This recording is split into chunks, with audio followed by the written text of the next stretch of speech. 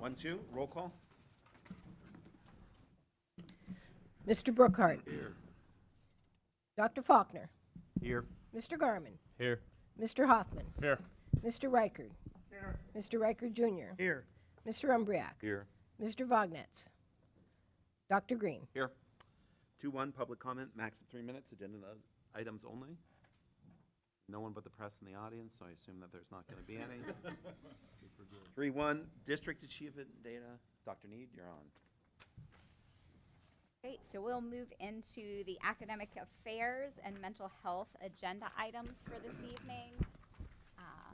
So if you want to advance actually two slides, Mr. Ryan. We are going to start this evening by looking at our assessment results from this past school year. We're certainly really proud of the work that we've done. Just huge shout out to our administrative team, our teachers, our entire district for these results. I'm going to turn it over to Mr. Moser. He's going to walk you through some of the steps that we took to make progress this year and look at an analysis of that data. So before we get started, bear with me. There are a lot of slides. Some of them we will move very quickly through, but some of them we'll want to pay more attention to. I will provide a copy of just this portion to the board. It will also be posted on the district website in short order. So if we go to the next slide, we'll start here really looking at, we'll go K through 12. So we'll start with the primary school. And the data sets are a little bit different, but all tell, a pretty significant picture. If we go to the next slide, first of all, these are some of the things that were done prior to and during 23-24 school year that would have had an impact. And, we're going to preface this entire thing by kind of pointing out, we can certainly appreciate that with some significant changes that can cause some unease, that can be difficult for people to adjust to. Those are certainly things that, have an impact on a day-to-day job. What we hope to show here are the results that have been yielded from some of those changes, at least moving in the right direction in nearly every category, nearly every area, making some significant strides in one academic year. So first and foremost, implemented at DPS, implemented new curricular scopes and sequences. You did approve those as a board, addressing all 5 pillars of the science of reading. Again, that is kind of a targeted use of different resources that are aligned to what is needed in all of those 5 areas. Designed and implemented literacy blocks of instruction, including small group instruction based on academic data. Teachers did a fantastic job of making that adjustment, and again, not necessarily an easy move, but they certainly stepped up and made significant strides in that area. Utilized research-based resources for reading specialists and special education teachers. Provided letters, Volume 1 professional development around structured literacy to all teachers responsible for literacy instruction. Those teachers will be entering letters Volume 2 this coming year, as we'll talk about later, and teachers who did not go through that at the elementary level will be going through Volume 1 this year. Also implemented standards-aligned independent reading comprehension assessments. This was a gap that was kind of exposed to us as we started to dig through what was in place previously. Can we go to the next slide, please, Mr. Ryan? Developed a roadmap of prerequisite lessons for small groups in math classes, literally identifying if this is your first grade lesson, here are 4 kindergarten lessons that would be beneficial and really the success in that new lesson dependent upon the mastery of those prerequisite lessons. Again, teachers did a fantastic job of implementing and adjusting and kind of looking at the information that was available to them in the data to see some significant improvements from beginning of the year to end of the year in math at the K through 2 levels. Made distinctions between reteaching and remediation, provided recent ongoing academic growth reports to families. So in addition to your traditional idea of report cards, we also provided families with assessment reviews of where their children were in terms of both math and reading throughout the school year. Focused on relevant use of norm referenced and criterion referenced data to inform instructional plans and practices. And, we did our best to celebrate growth throughout the school year, and there was quite a bit of that to see. If we go to the next slide, we'll actually dive into some of the data. So these are the reading results, and this is the DIBELS assessment results in particular. If you look at the top table, that is the beginning of the year, so early on. And so just to kind of point out here, we want as many students as possible in the column labeled with green. So if you think about this in terms of what you're really trying to figure out, that's the best way of just on surface level looking at it. And you can see then that there's the number of students that scored there, but also the percentage of each class that represents. So for instance, kindergarten at the beginning of the year, 53 students met the recommended goal, which represented only 36% of the entire group of kindergartners who tested. If you look at the end of the year DIBELS results table that's below that, however, we've also included not only where that particular cohort went, but also the net growth from beginning of the year to the end of the year. So we went literally from 36% at minimal risk receiving core instruction up to 76% over the course of the year. This is this needs to be directly attributed to not only our reading specialists, but each and every classroom teacher that was teaching literacy. That is some significant improvements. If you look at first grade, it's similar, 54% up to 76%. Again, significant improvements. There are improvements in second grade, but honestly, those are gaps that become harder and harder to close to reach the same goal that is moving. That benchmark moves throughout, not only from grade to grade, but during the course of a school year on grade level, that benchmark moves. So it becomes more difficult if a student is entering a higher grade to catch up to where that goal has gone if they were strategic or intensive before. So what you see is this movement, in layman's terms, what you would like to see is movement from the right of the table to the left of the table. In some cases, you will see on the bottom table, you'll see net growth at 1% for second grade, but you also saw that move, that red go down 9%. So although yellow increased, that means there were still fewer kids that were in that red column, that really intensive support level from the beginning of the year to the end of the year. So overall, every column represents a pretty positive move when you look at the net growth in that green column from the beginning of the year to the end of the year. To be completely frank, our goal should be no less than 80% at every grade level. So by no stretch, while we're celebrating some of these successes and some of these moves, by no stretch of imagination are we at where we would like to be and where we quite frankly should be. If we're not hitting 80% entering third grade with the ability to read text on a page, we're still going to continue to see struggles across later grade levels. So significant improvements, great work done, and this shows it, but we still have places to go, if you will. On the next slide, we're looking at our math results, DPS. So this is the entire student population, K through 12, who would have tested at the beginning of the year. K through 2. I'm sorry, K through 2, from the beginning of the year to the end of the year. That bottom graph that is kind of shaded actually represents the beginning of the year. And if you take a look at that, we essentially had 87% of our students test at least one grade level below where they should be. If you look at the end of the year, that dropped down to 31%. So again, some significant information, some significant progress in terms of the entire student population. Not only that, but you see that green bar with the black stripes through it? That means that student is working slightly beyond grade level. Later on in years, in PSSAs, that would be referred to as advanced. In this case, it's that green with the black bars. So 49% of our students, K through 2 total, would be in that range. So you look at beginning of the year to the end of the year, some fantastic results. Again, congratulations to the teachers who worked very, very hard with those prerequisite lessons and filling in gaps in scaffolding instruction in order to get them there. The next slide will actually represent the same things we just saw broken down by grade level, from their first test, which is the shaded below, to the most recent.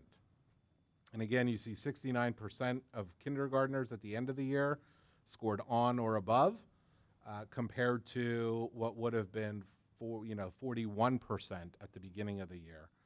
If you take a look at first grade, 5% were there. And that jumps up to, 11% total. That jumps up to 76% by the end of the year. And again, that goal sort of moves throughout the year. It's a targeted area, it's a norm reference test. So this test expects that all students are making some level of progress. And then again, second grade going from 14% combined on or above grade level up to 64%. These are some tremendous increases from the beginning of the year to the end of the year. And also, not only is this data backward looking at what happened in 23-24, it is data that we now have available on each and every one of these students that is represented in these graphs to understand where our starting point is in 24-25, and teachers have all of that data and will have all of that data available to them. We kind of chunked this so we don't have to ask all the questions Yes. at the end? Okay. That is it for DPS. So. First of all, I appreciate the fact it's good in terms of the gains. Second of all, it's a shame we let it get to that point in the first place. That goes back to the people that were here when it got to that place and the decisions they made. It's a shame. I feel badly for the kids. Also, we know that the further along the kids get, the more difficult it becomes to continue to make gains. We still have kids well below grade level, a substantial amount. Is that coming?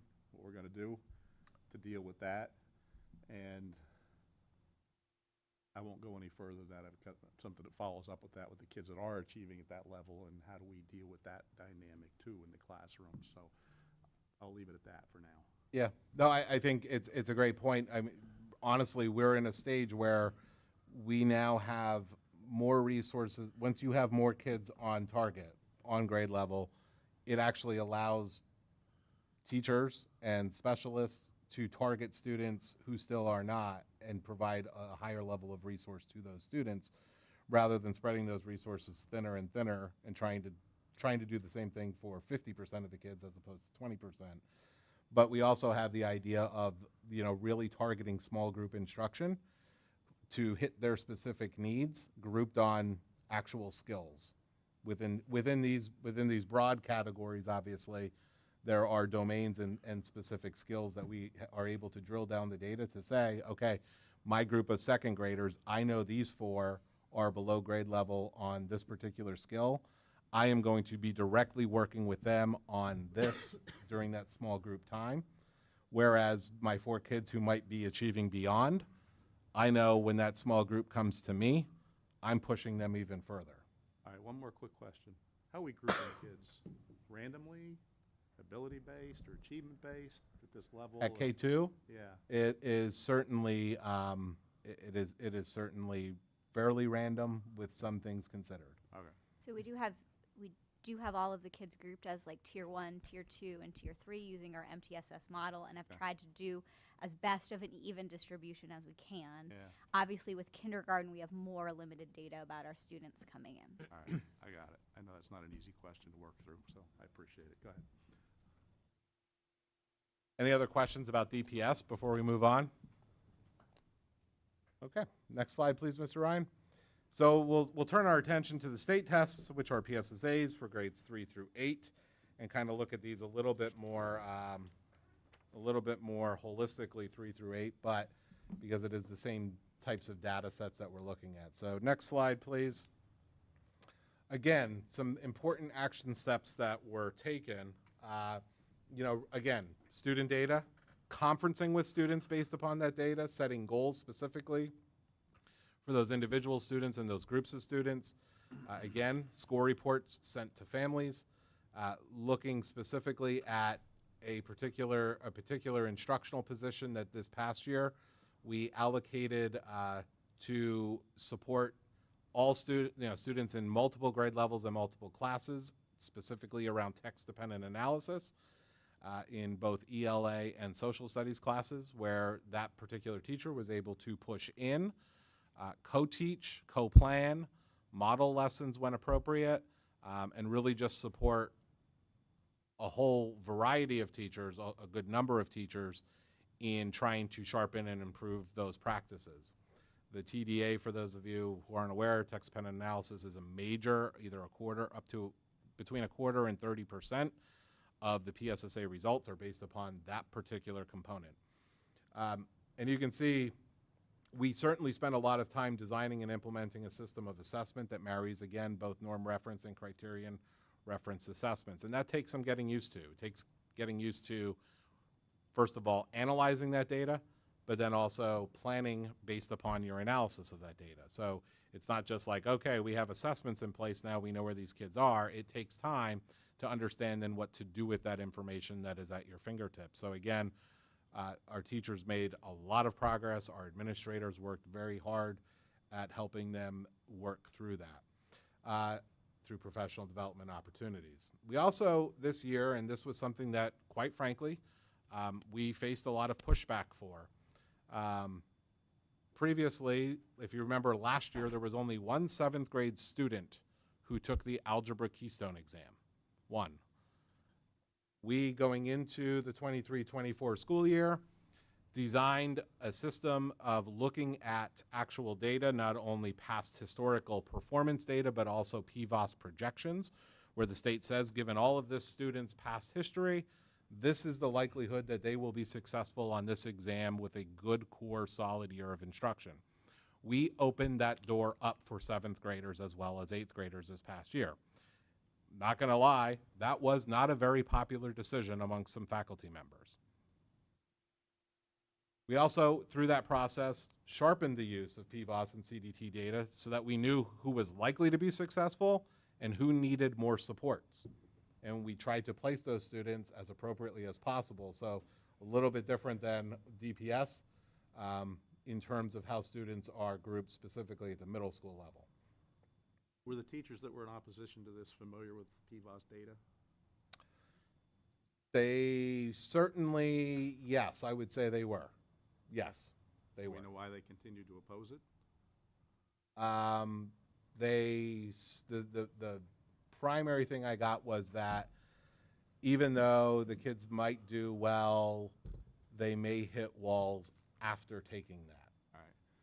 Just for everybody, PVOS is Pennsylvania Value-Added Assessment System, and it projects the likelihood of a student to perform at a certain level in a standardized test based on algorithms that are very, very detailed and pretty Solid. Pretty accurate. Very solid. Incredibly accurate. Yeah. Okay, I'm good. Thank you. So again, on those, that system of assessment celebrated the growth measures along the way. There were times we had to pivot, we had to readjust, we had to refocus and say, no, this is really important that we pay attention to this. There were times where that was done by building level administrators. And again, both teachers and administrators doing the work around that yielded some significant results. We go to our next slide. So these are the state averages from the previous year, from 22-23. We will not get the state averages for 23-24 probably for another 2 months, I would guess. But it is good indicating data to look at, like, where do certain drop-offs occur across the state. And if you look, you'll see 6th grade in math typically suffers a significant drop. And the reason for that is somewhat complex, but not entirely. The standards move on and kind of move past things like number sense, numbers and operations, and what is those things are no longer tested, and what is now tested are some more complex, skills that students are expected to have. So across the state, you see that drop off, and I think that's just important to kind of understand. 8th grade, typical 8th grade PSSA is very, very similar to what would be considered a pre-algebra curriculum. So you also tend to see a bit of a drop there when students are expected to move from more concrete math into a more abstract algebraic thought process. So those, that last column, percentage of proficient and above, will come back because it's included just as a comparison point.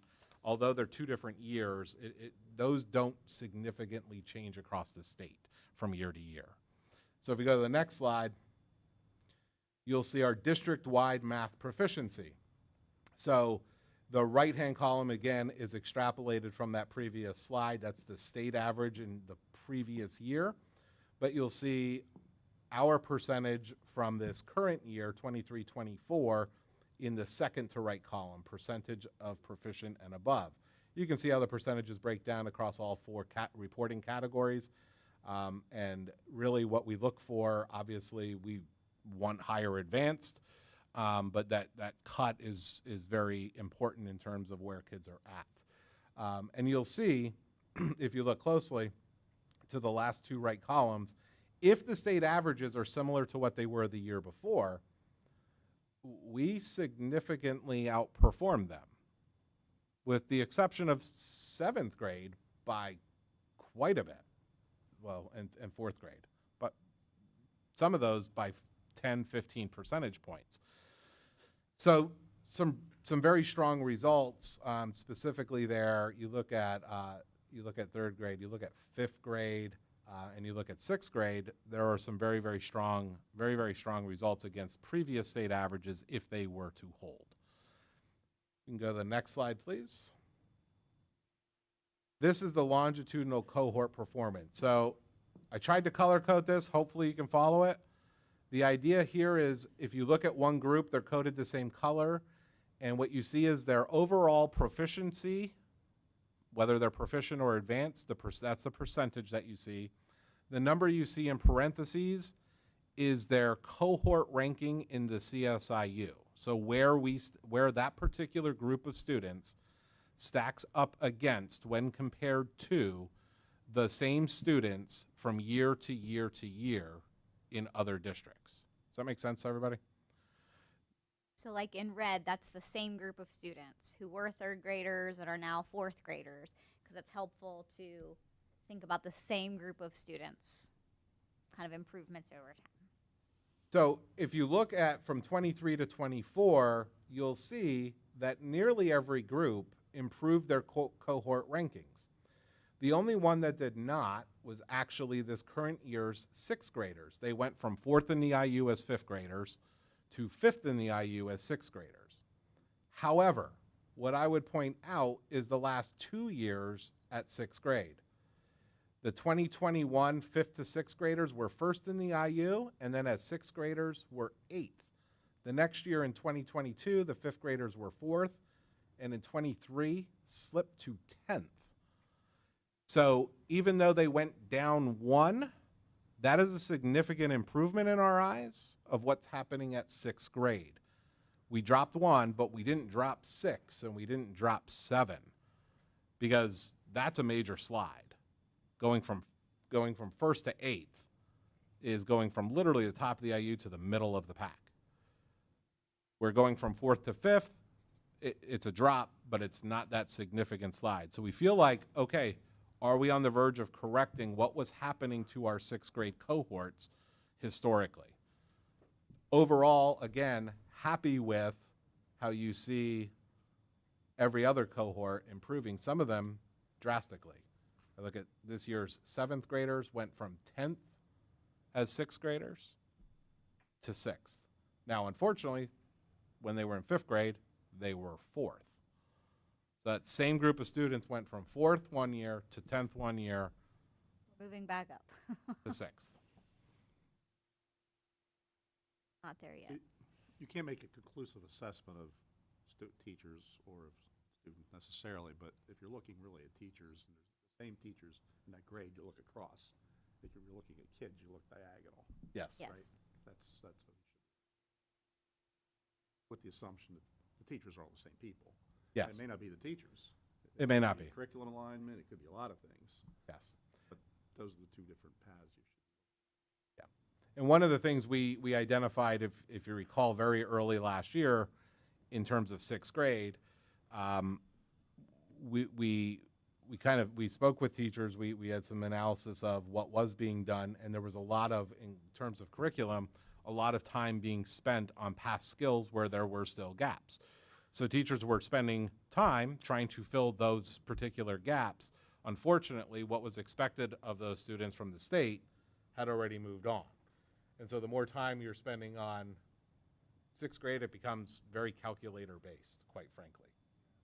I don't want to say too much here, but we still should have that are at grade level Absolutely. than we do. Absolutely. Correct. Get better, but we got. Absolutely. In no way are we meaning to say that we've arrived anywhere. Our next slide takes us to ELA. And again, you see, I would encourage you to look at that far right column. Again, this is from the previous year, what the state averages were in 22-23. Again, they don't change drastically from year to year, but they're a good starting point to see, okay, where are our cohorts? And that will be, again, embedded in the next slide, all the way to the right. And the second to right is our total number of proficient and above. And you see, again, some areas where we are significantly outpacing the state average, but should still be much higher across the board. Now, what we know is that 60% of third graders at the beginning of the year scored below grade level on the first CDT that they took. So to go from essentially approximately 40% proficient and above to 62.3% proficient and above through the course of 1 year is a remarkable amount of growth in third grade. You'll also see our fourth grade group, that 50.6, which actually is below the state average. You'll see some contradictory data later on, but you know, their proficiency dropped, but it's interesting to see what happened in terms of a cohort. So if we go to the next slide, you'll see that group actually went from 10th in the IU, if you look in the 23 column, third grade, to 7th in the IU, even though they dropped 6 percentage points. The big difference between third grade and fourth grade is the inclusion of an extensive text-dependent analysis component to the PSSAs.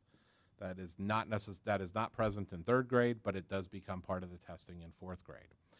So while our proficiency level dropped, what it means to go from 10th to 7th is that those other schools that we outpaced dropped even more. Again, not something we should not celebrate sitting at 50% proficient and advanced. That is not something at all to celebrate. In fact, we should be shooting for in the PSSAs. We should be right around 70 to 75%. That should be where eventually we want every cohort to be landing in that range.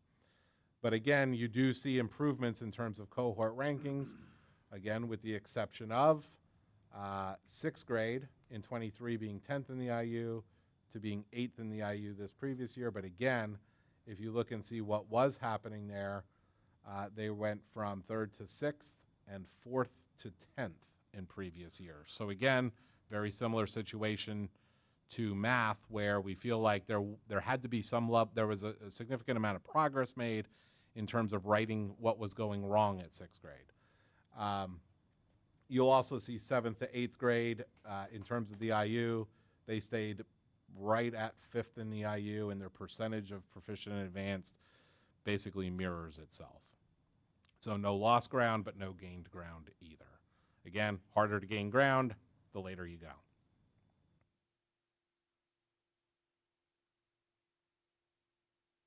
Okay. The next slide, please, Mr. Ryan, is science. Again, you see that the state average from the previous year, 74.2 in 4th grade and 57% in 8th grade. If we move to the next slide and look at ours, we see where we landed. Almost 78%, certainly above the state average, but only 11th ranking in the IU.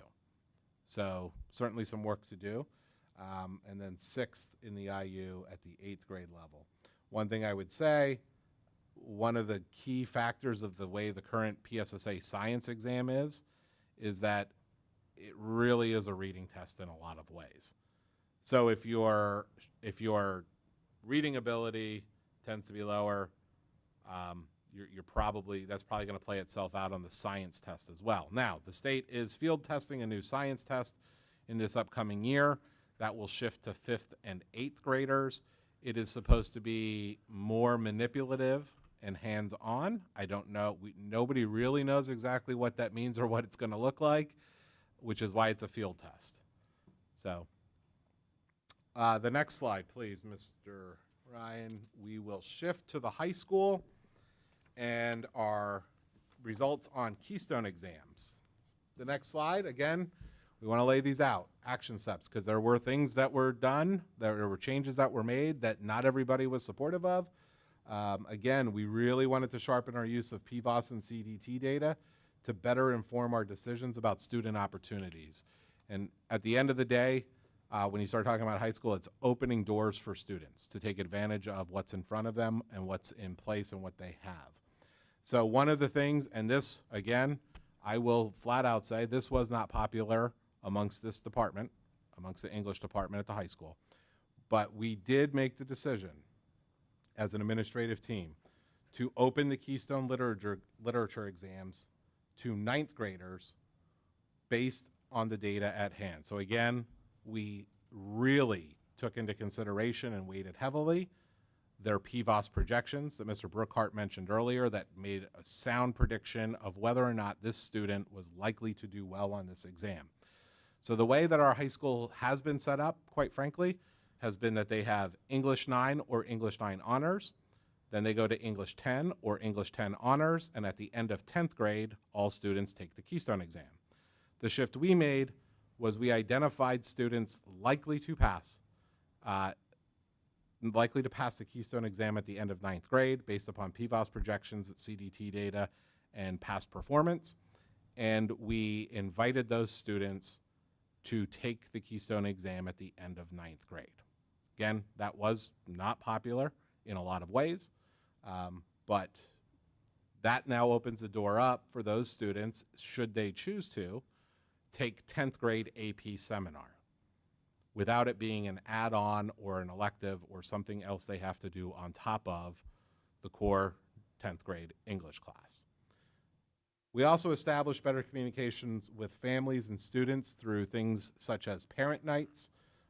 Per grade level, Dr. Gump and Mr. Varholik hosted parent nights for every grade level when it came around for scheduling time so that parents had an understanding of what was available to students to take. We noticed that previously that really was something that was a component that was missing. Frequent newsletters and letters sent home. So when we had that conversation, for instance, about Keystones and about 9th graders being able to take it, there was a letter sent home to each of those families outlining exactly what those choices will be. So the communication that was performed at the high school through high school administration, quite frankly, was fantastic in terms of these areas. If we go to the next slide, we'll start digging into some results. We'll start with just overall state averages of advanced and proficiency. Again, you see Algebra 1, only 34.2% of students statewide passed the Algebra 1 Keystone exam. 65.3% passed the literature exam, and 50.7% passed the biology exam. Those are state averages of the previous year. Again, those don't typically change too drastically unless the test undergoes significant changes. Our next slide will show our Algebra 1 results. So this is all of our students who took Algebra 1, whether they were in 7th grade, 8th grade, 9th grade, 10th grade, or even some in 11th grade. It also includes students who were retested, so students who had previously taken the Keystones and did not score proficient or advanced. Some of those students as well are counted in here because they retook the test because it is a graduation requirement. There are other ways to earn graduation, but the Keystone proficiency is quite frankly the cleanest and easiest way to do that along with local requirements. So you'll see overall, about 54% 54, 55% of our students scored proficient. Go to the next slide. Remember I talked earlier about middle school students. These are all middle school students, so all 7th and 8th grade students who took the exam this past year. Previously, there were, very few 7th graders who were taking it. The middle school results were fantastic. We literally had 2 students in all of 7th and 8th grade who took it and scored basic. The good news for them, whether they're in 7th grade or 8th grade, they have plenty of time and they scored basic. They're going to get there. But the other 95% of students who took it passed it in middle school, and it's a high school graduation requirement. Now, they will go on, if they were in 7th grade, they will take a full year of geometry in this upcoming year. If they were in 8th grade, they'll go into Algebra 2, into geometry in 9th grade, and have that trajectory to be able to do a lot of things and open up the doors for them throughout their high school career. So while this was somewhat unpopular, it turned out to be incredibly successful for students. Actually, in our 7th grade cohort, because then you're really looking at, okay, who's ready at our youngest stage? We had 100% of 7th graders score proficient or advanced. So that small handful of students that didn't make it were in the 8th grade. And I actually feel like results like that are beautiful in the sense of if you have no one in basic, then you're thinking, maybe we missed an opportunity for somebody. So that makes me feel like we really opened those doors for any middle school kid that this was an appropriate chance for.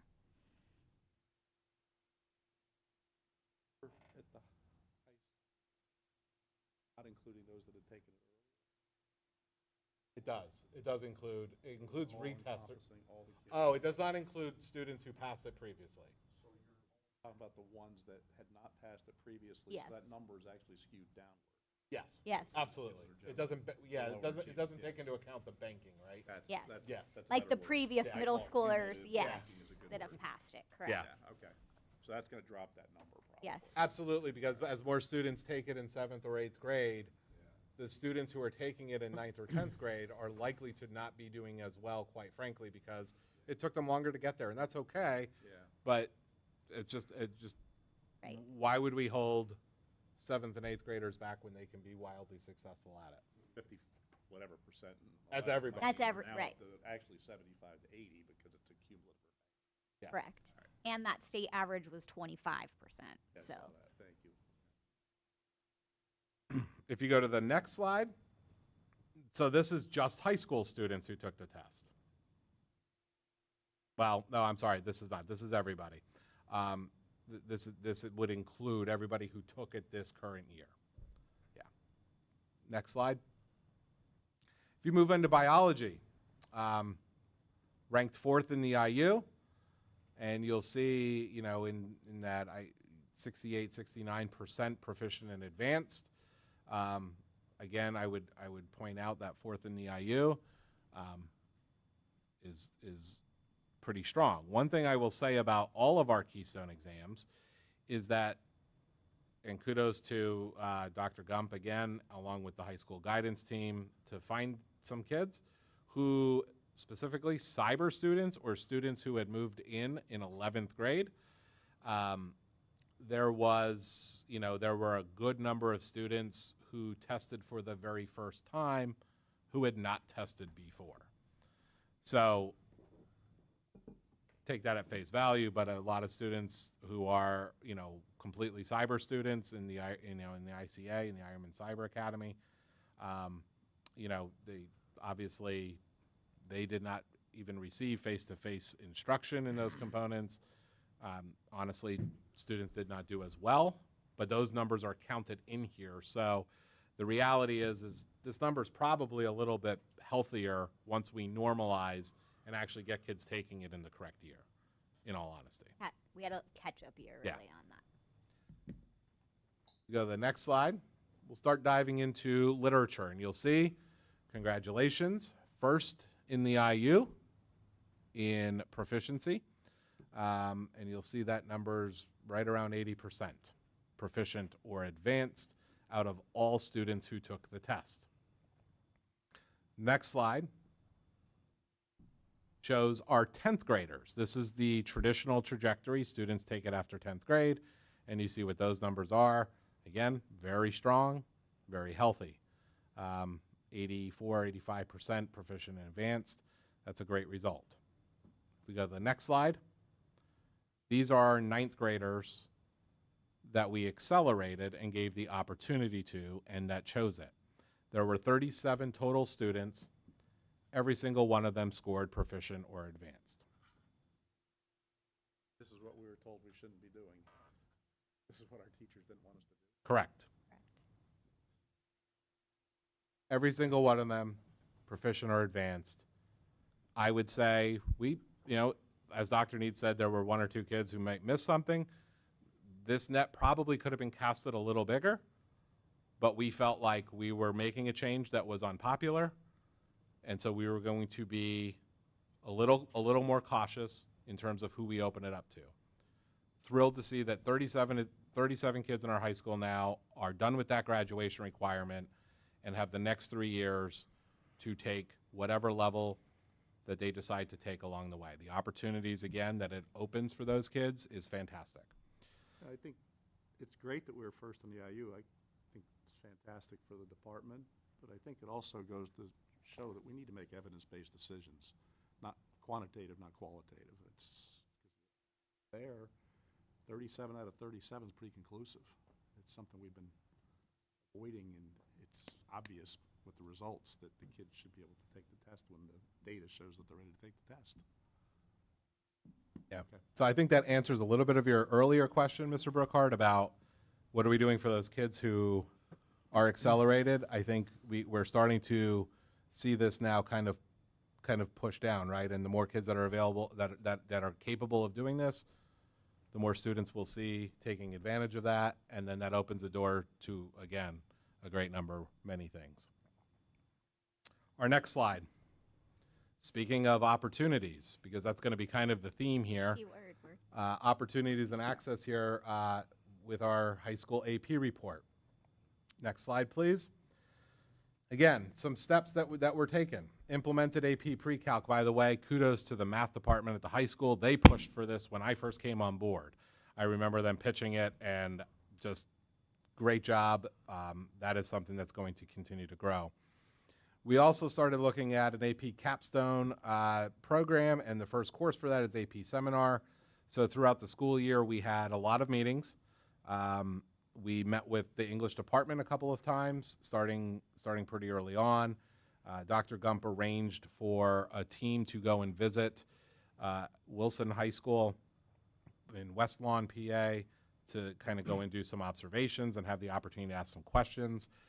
We also began work on AP research, implemented in the handbook a mechanism for loosening prerequisites, which ultimately lands at the high school principal's discretion to some degree.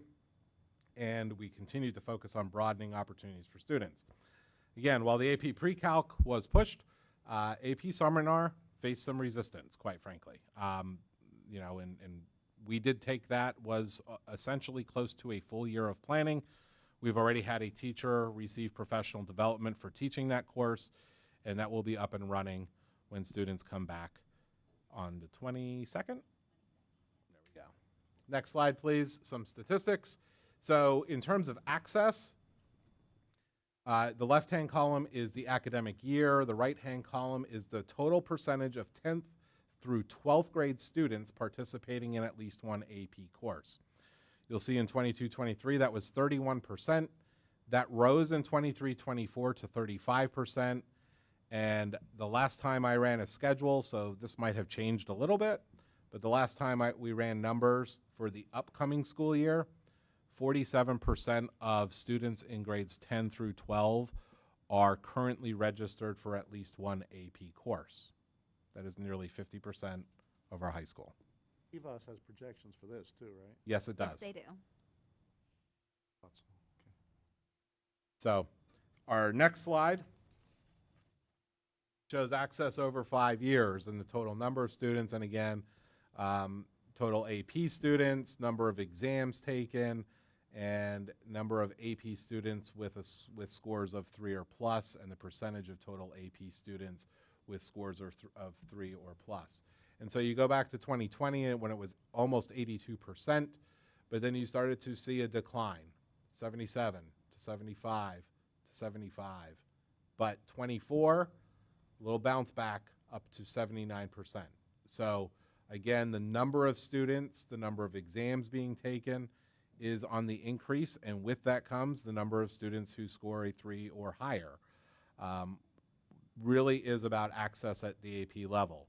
If teachers open up courses and a lot of students are signing up for AP courses and that course is taught at a rigorous level as it should be, we do not want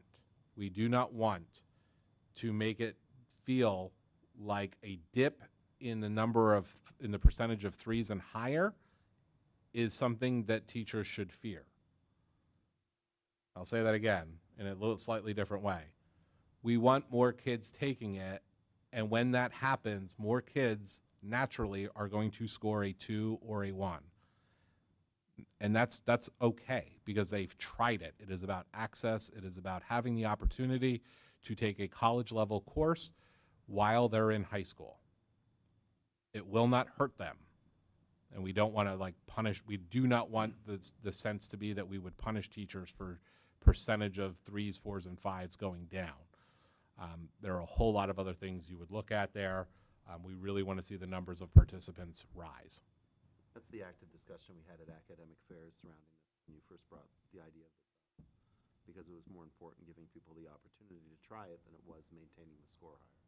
So it makes perfect sense, and I think the board has an understanding of that. And what's great about the statistics you see in front of you, with more kids taking it, our scores have actually gone up. That's great. Yeah, you would expect Right, as more we're still tests doing were well. taken, the numbers Yes. would go down, but it didn't. It went They- the other way. They do a fantastic job. Clearly, our scores are fantastic, and AP scores have been fantastic historically. We have to get, we have to understand that we should not Mindset. fear that dip. It makes me wonder if some kids are being actively discouraged. I think that goes into the loosening of prerequisites that we've made it. This was orchestrated, what happened before. That doesn't just randomly happen that way. I know. You said it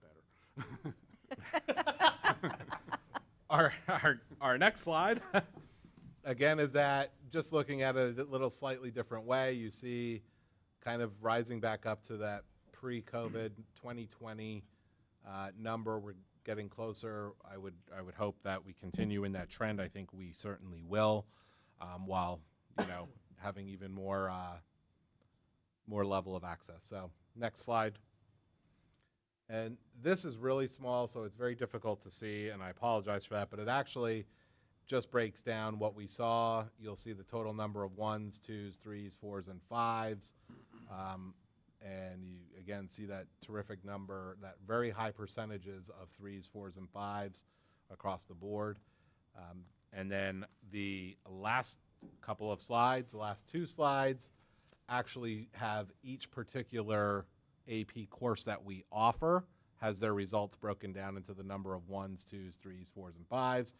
And this stands to reason. The courses with the highest number of 1s and 2s also have the highest number of participants. So, access. Students had the opportunity. It's a great time to do that. Any other questions? Because that does conclude the district data presentation from 23-24. Oh, the right direction. And despite the fact that some things were unpopular, it's bearing fruit.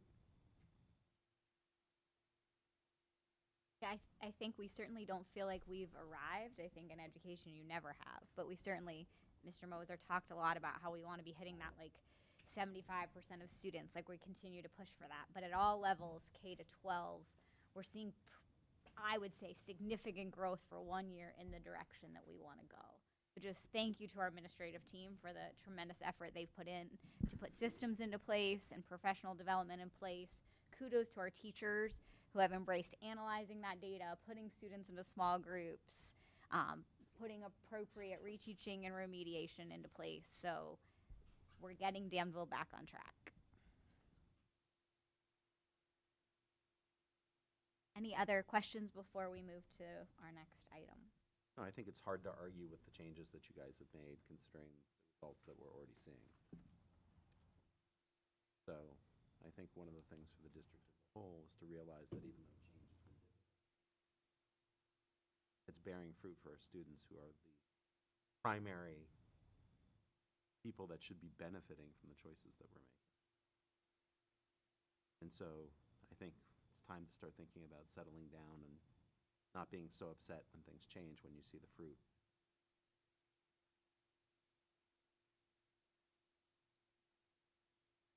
The next item we have for you is our professional development plan for this year, and you'll see that it kind of builds on some of those things that have happened. So Mr. Ryan, if you just kind of scroll through a little bit, this is a document that all of our teachers and administrators will have. Our first sheet here just kind of provides some overview information around kind of purpose and why for professional development. If you scroll to the next page, you could scroll past table of contents there. What you're going to see where we start is in this section, and all of you do have a physical copy of this in your folders if you like to follow along that way. I thought that might be helpful.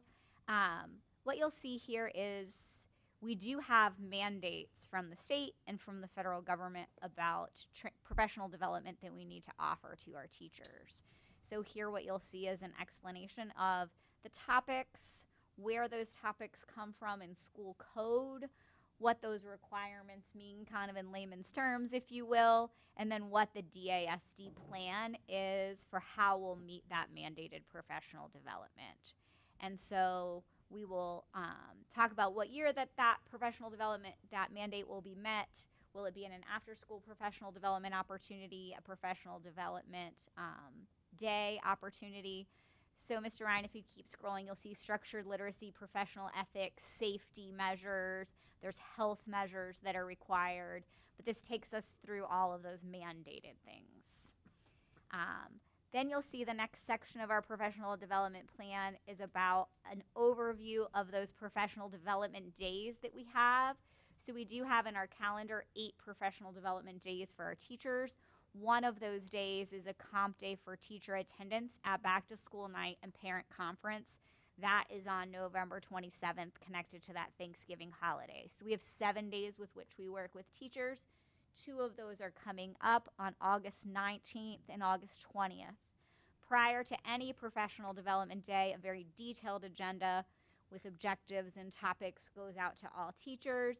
You'll see, Mr. Ryan, if you scroll to that next page, just an overview document of our 4 buildings, those 7 days of training, and the key topics that will happen on each of those days at each of those levels. Then if you continue scrolling, you'll see some information about our after-school professional development. So I'm sure you're familiar with the fact that after-school professional development is a part of our teacher's contract now. And so we have shared the schedule of the primary school and the middle school have Tuesday after school professional development. Liberty Valley and the high school have Wednesday after school professional development. This professional development time is a 30-minute window of time, so it does take 1 teacher day a week to an 8-hour workday instead of a 7.5-hour workday. So those are scheduled. This information here provides just some general information about how the schedule is developed, the types of activities the teachers may see during this time. And one of the things that we're going to be using some of this time for are some of those mandated trainings. And one of the ways that we can do that is we do work with, there's a company called Vector that does Pennsylvania state approved trainings. So there are some trainings out there like bloodborne pathogens and some things like that that we can assure everyone has by completing that online training. So we will use after school time. What that online training will also allow us to do in after school professional development is group teachers into small groups. So Dr. Gump may need to work with the English department. they could be meeting with him while other people are doing an online training. The next week he's meeting with the math department. Now the English department is completing that online training. So it can allow us to differentiate our after-school professional development. Then if you continue to scroll, Mr. Ryan, you'll just see that what we've outlined here for teachers are the exact weeks that they have or do not have after-school professional development. We do not schedule it on shortened weeks or weeks that we have a full day professional development. So trying to respect teachers' schedules and doing it as much as we think is appropriate to be growing teachers. And so we've outlined the schedule for the year for them with topics. We have been clear that we want to be nimble and responsive to student needs and teacher needs when we're doing after school professional development. We give a month's notice of these are the topics that are coming, but it may change from what we're projecting now just based on those needs. The traditional faculty meeting that is kind of schools of old a little bit where you're just sharing information, the way that that's written in the contract is that administrators may use up to one of these after-school professional development days and declare that a traditional faculty meeting, but we wouldn't have faculty meetings in addition to that. We do communicate with faculty through weekly emails that faculty members have come to expect on Fridays that kind of outline all the things coming for the next week, if there's special programming, those things. So a lot of things that were traditionally shared in faculty meetings, we can communicate that way. If you can continue to scroll, Mr. Ryan, you'll then see what we've done is taken those key PD topics that will happen on our PD days throughout the year and given our teachers some background information about why we've developed that as a key PD topic. So the first key PD topic that we're highlighting is letters training. So LETTER stands for Language Essentials for Teachers of Reading and Spelling. This is a national training that is considered a very comprehensive literacy training on the 5 pillars, the true science of reading. So there's a lot of information about that, including schedules, teachers that are involved that are in here. But we had a cohort of elementary teachers last year. We took all of our literacy teachers, and they were in Letters 1. This year, they will be a part of Letters 2.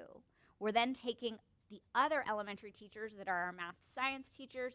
They will be in Letters 1 this year, and they will be in Letters 2 next year.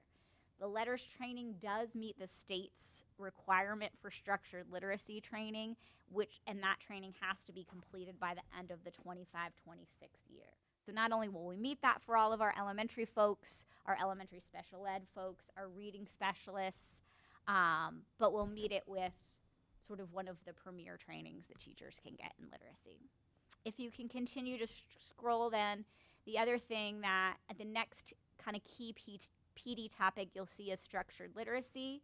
So one of the state's requirements is that our middle school teachers and our ELA teachers and special ed teachers also should be receiving structured literacy training. So we will be providing that this school year for our secondary teachers where that's appropriate. They will get a different version than letters because the level of literacy they're working at is different, but they will get a training that meets the state's structured literacy requirement. Mr. Ryan, if you can continue to scroll, you'll see our next PD, like kind of main focus area for the year is around data analysis. We feel like we have done a really strong job this year of introducing data to teachers, whether that be growth measures or criterion referenced measures, but there's still work to be done as this was very new still for our teachers in that analysis. So you see a chart there of the assessments we'll be using. We have shared that assessment calendar with all of you. And if you scroll just a little bit, you'll see that our PD will specifically be focused on proper administration of the test, proper reading of the test results, and understanding testing terminology, like what does a percentile mean, those types of things, analyzing that data. And when we're working on analyzing data with teachers, we're looking for whole group reteaching opportunities. Mr. Moser talked about that in math when he was saying, hey, if all first graders are struggling in a particular content area, we actually want to look at those kindergarten lessons that are the building blocks for that and do some reteaching opportunities for everyone, and then they're going to be ready for that skill.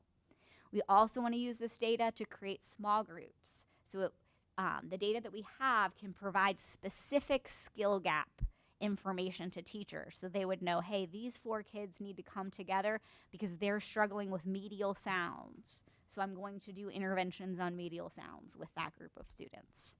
And so we'll be working with teachers on lesson planning, intervention planning based on that data. So you'll see a lot of time devoted to that in professional development days. And then the last PD topic that we've highlighted here is that you'll see noted in our overall schedule, subject-specific initiatives. And so you see this broken down by building here. So at the primary school, we're really looking at a lot of refinement.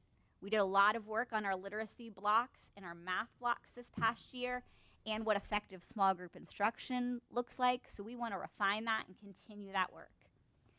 At Liberty Valley, we also did that this year, and we want to continue that for the 24-25 year and also continue to refine that TDA instruction, that writing piece that starts in the 4th grade PSSA. At the middle school, we are expanding our core blocks to almost an hour for our core subject areas, and we'll be having small group instruction in our cores at the middle school, which Mr. Burkhart kind of answers your what about those kids that are still behind at this point in time. So we'll be spending a lot of time with middle school teachers creating some sort of uniformity in department, like what do you do with 56 minutes of time for instruction? How do you group students? What does small group instruction look like at that level? That's also a place where we're going to be working on that refinement of TDA instruction. And then finally, at the high school, we have some subject-specific initiatives there. The social studies department did an excellent job creating some new elective courses this past year that we'll be offering for the first time in 24-25. So they'll need time to analyze and adjust those maps and see how those are going for students. Mr. Moser talked about us adding AP Seminar, so we'll be kind of looking at that as the year progresses, as well as developing AP Research, which is the next course that those students can move on to. We are also looking in the English department to expand our course offerings there to more electives and maybe breaking up what that traditional trajectory is in the English department. We are developing a 2-year biology structure for some students in the science department. Some students are ready to take that biology test at the end of 9th grade. Some students could use an additional year there, so that's a focus area. We're going to continue to develop the guidance plan at our high school. There is going to be a state requirement for financial literacy coming through, so we're going to be looking at what that looks like in our high school and just continue to be refining what data analysis looks like at the high school level. Specifically, the math department really wants to, they've done an excellent job adding pre-calculus. When you look at those results specifically, you'll see that students did very well, but they want to get even better at just adding what the right trajectory for students are. You see some district-wide initiatives there as well.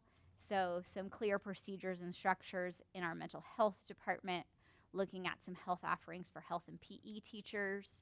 We are starting a middle school ag program, and we've also expanded family consumer science this past year to the middle school, so there's some continued development there. And then finally, our professional development plan just provides information to teachers about how they report their professional development hours for hours with the state to continue their license. Are there any professional development questions?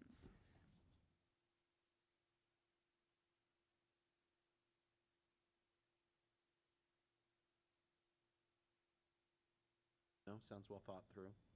Great. Pretty comprehensive. We'll take it back to the slides then, Mr. Ryan.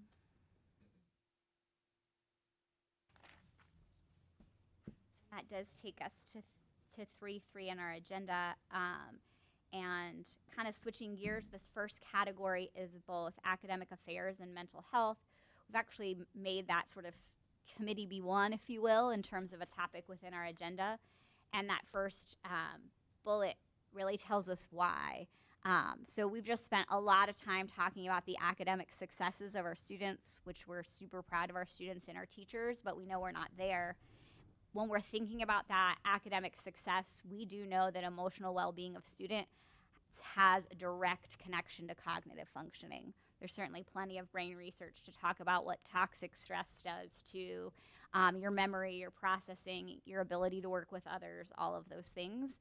And so if we're going to meet the needs of all of our students, if we're going to get to that 75%, it's an area that we have to continue to address. So you will see in your folders, I've highlighted here, but if you want to read more in depth, you will see a document that just kind of reviews mental health services from the 23-24 school year. That document has also helped us secure some grant funding, so kudos to our team for all the work they've done. But just a few shout outs from kind of our mental health world for the 23-24 school year is we do now have a mental health or intervention specialist in each of our 4 buildings. They have put in a considerable amount of time with students. We've prioritized their role to truly be in sessions with students, be that individual sessions, helping a student who's in a crisis, or working with students appropriately in group sessions. This past year, we've been able to do some training for our staff in ACEs, which stands for Adverse Childhood Experiences. And there's been significant research to talk about how what is called an adverse childhood experience, or really trauma that kids experience in childhood, how that actually can harm a child's brain development, which then also ultimately can hurt their academic success. But there's certainly evidence to show that if significant adults and support come into their lives as children, you can actually reverse some of those brain effects. So that's some of the training that we do with teachers so they understand that important role they have for students. We also provided all of our secondary teachers this year with mental health first aid training.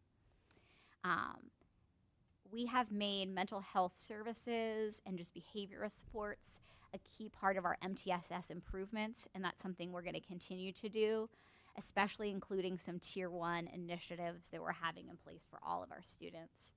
And we've just done some improved communication efforts with families, and even have a mental health component to our website to share resources with families. We have this data. We're asked a lot about adding and where they are, and do we have this type of need, and this shows, I believe, how great the needs are and the responsibilities that we take and how we've staffed it, and 2,459 individual sessions is a lot of sessions. There is. There certainly is need. What you're going to see next, actually, if you go to the next slide, is we did complete the PAYS survey with students, and just to kind of provide some background about that is the state starting in 1989, and then starting in 2013 it became free. So by 2013, more districts across the state were participating in this. Is a survey that students complete in 6th, 8th, 10th, and 12th grades that originally started as attitudes about alcohol, tobacco, drug use, and has expanded to include how students are feeling in terms of their mental health. You can see that it is free from the Pennsylvania our Commission on Crime and Delinquency and so on. But what it provides us with now is data on substance abuse, overall mental health, suicide risk, bullying, gambling, and their involvement in pro-social activities. Like, do they have supports in place? I'm just going to share a few of the overall graphs with you. Each of those then gets divided into sub graphs. So we get like a 99-page report, if you will, that our mental health staff see and our guidance counselors see and our administrators see, so that we can work through those things. So for example, here we get sort of sub-reports within alcohol, within marijuana. But just to give you, sorry, I keep bumping that, some information here, what you're seeing is sort of 4 different graphs. You're going to see a report around alcohol use, marijuana use, inhalant use, and vaping use. And they would call that vaping or e-cigarette. You see that vaping only has the dark blue bar. That's a new measure that they've added, because if you think about from 2013 and then certainly earlier than that, vaping's become a more, I guess, prevalent problem lately than it was talked about before. I think what you're going to see here in terms of our results is you sort of see in that medium blue is where we were in 2019. The light blue is where we were in 21, and the dark blue is where we were in 23. The state is that circle, if you will. I think we're really most interested, not that it can't be interesting to look at the state, but we really just need to know what's happening with our students in Danville. And I think what you'll see here is there's some places where the dark blue bar is less than the light blue bar, which is certainly to the direction we want to go, that we're seeing improvements on how many students are, participating in these kinds of activities. But I think what you'll also see, so it's kind of twofold. I think there's places to say, oh, that's great, we're seeing some improvement. But holistically, you are seeing that there are issues with our students that continue to tell us that mental health services are needed in Danville. Like, our students are still struggling. If you go to the next graph,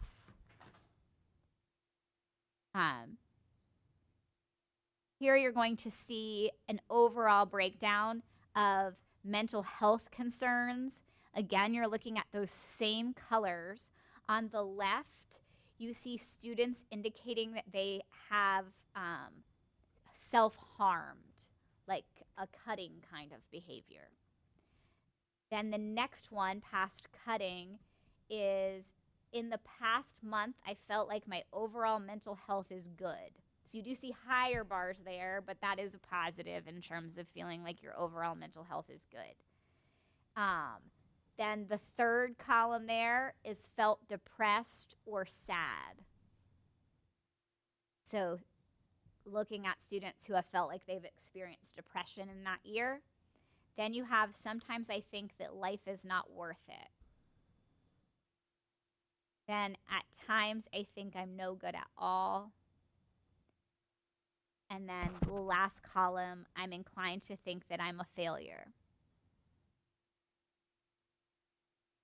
You are going to see some places where, again, that dark blue graph is lower than it previously was. So I am glad students are getting some services they need.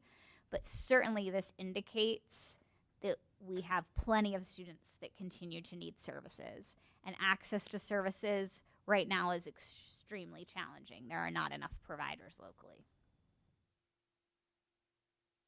Then you'll see, I did want to share this, although it's pulling out one of these line items particularly, but I think it's just important to see. So if you go to the next slide, Mr. Ryan. This is information we got about suicide risk for students. And I think I just would want to shout out our mental health specialists in the district who are right there if there's a student in need and have developed screeners for this. Because if a student is feeling like this, other than a trip to the emergency room, it can be hard to get care as fast as you need it.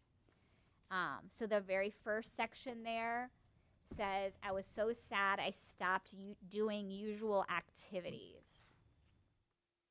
Then we have seriously considered suicide. Then planned suicide. Then attempted suicide. And then needed medical treatment for suicide was not asked this year. But there's past results.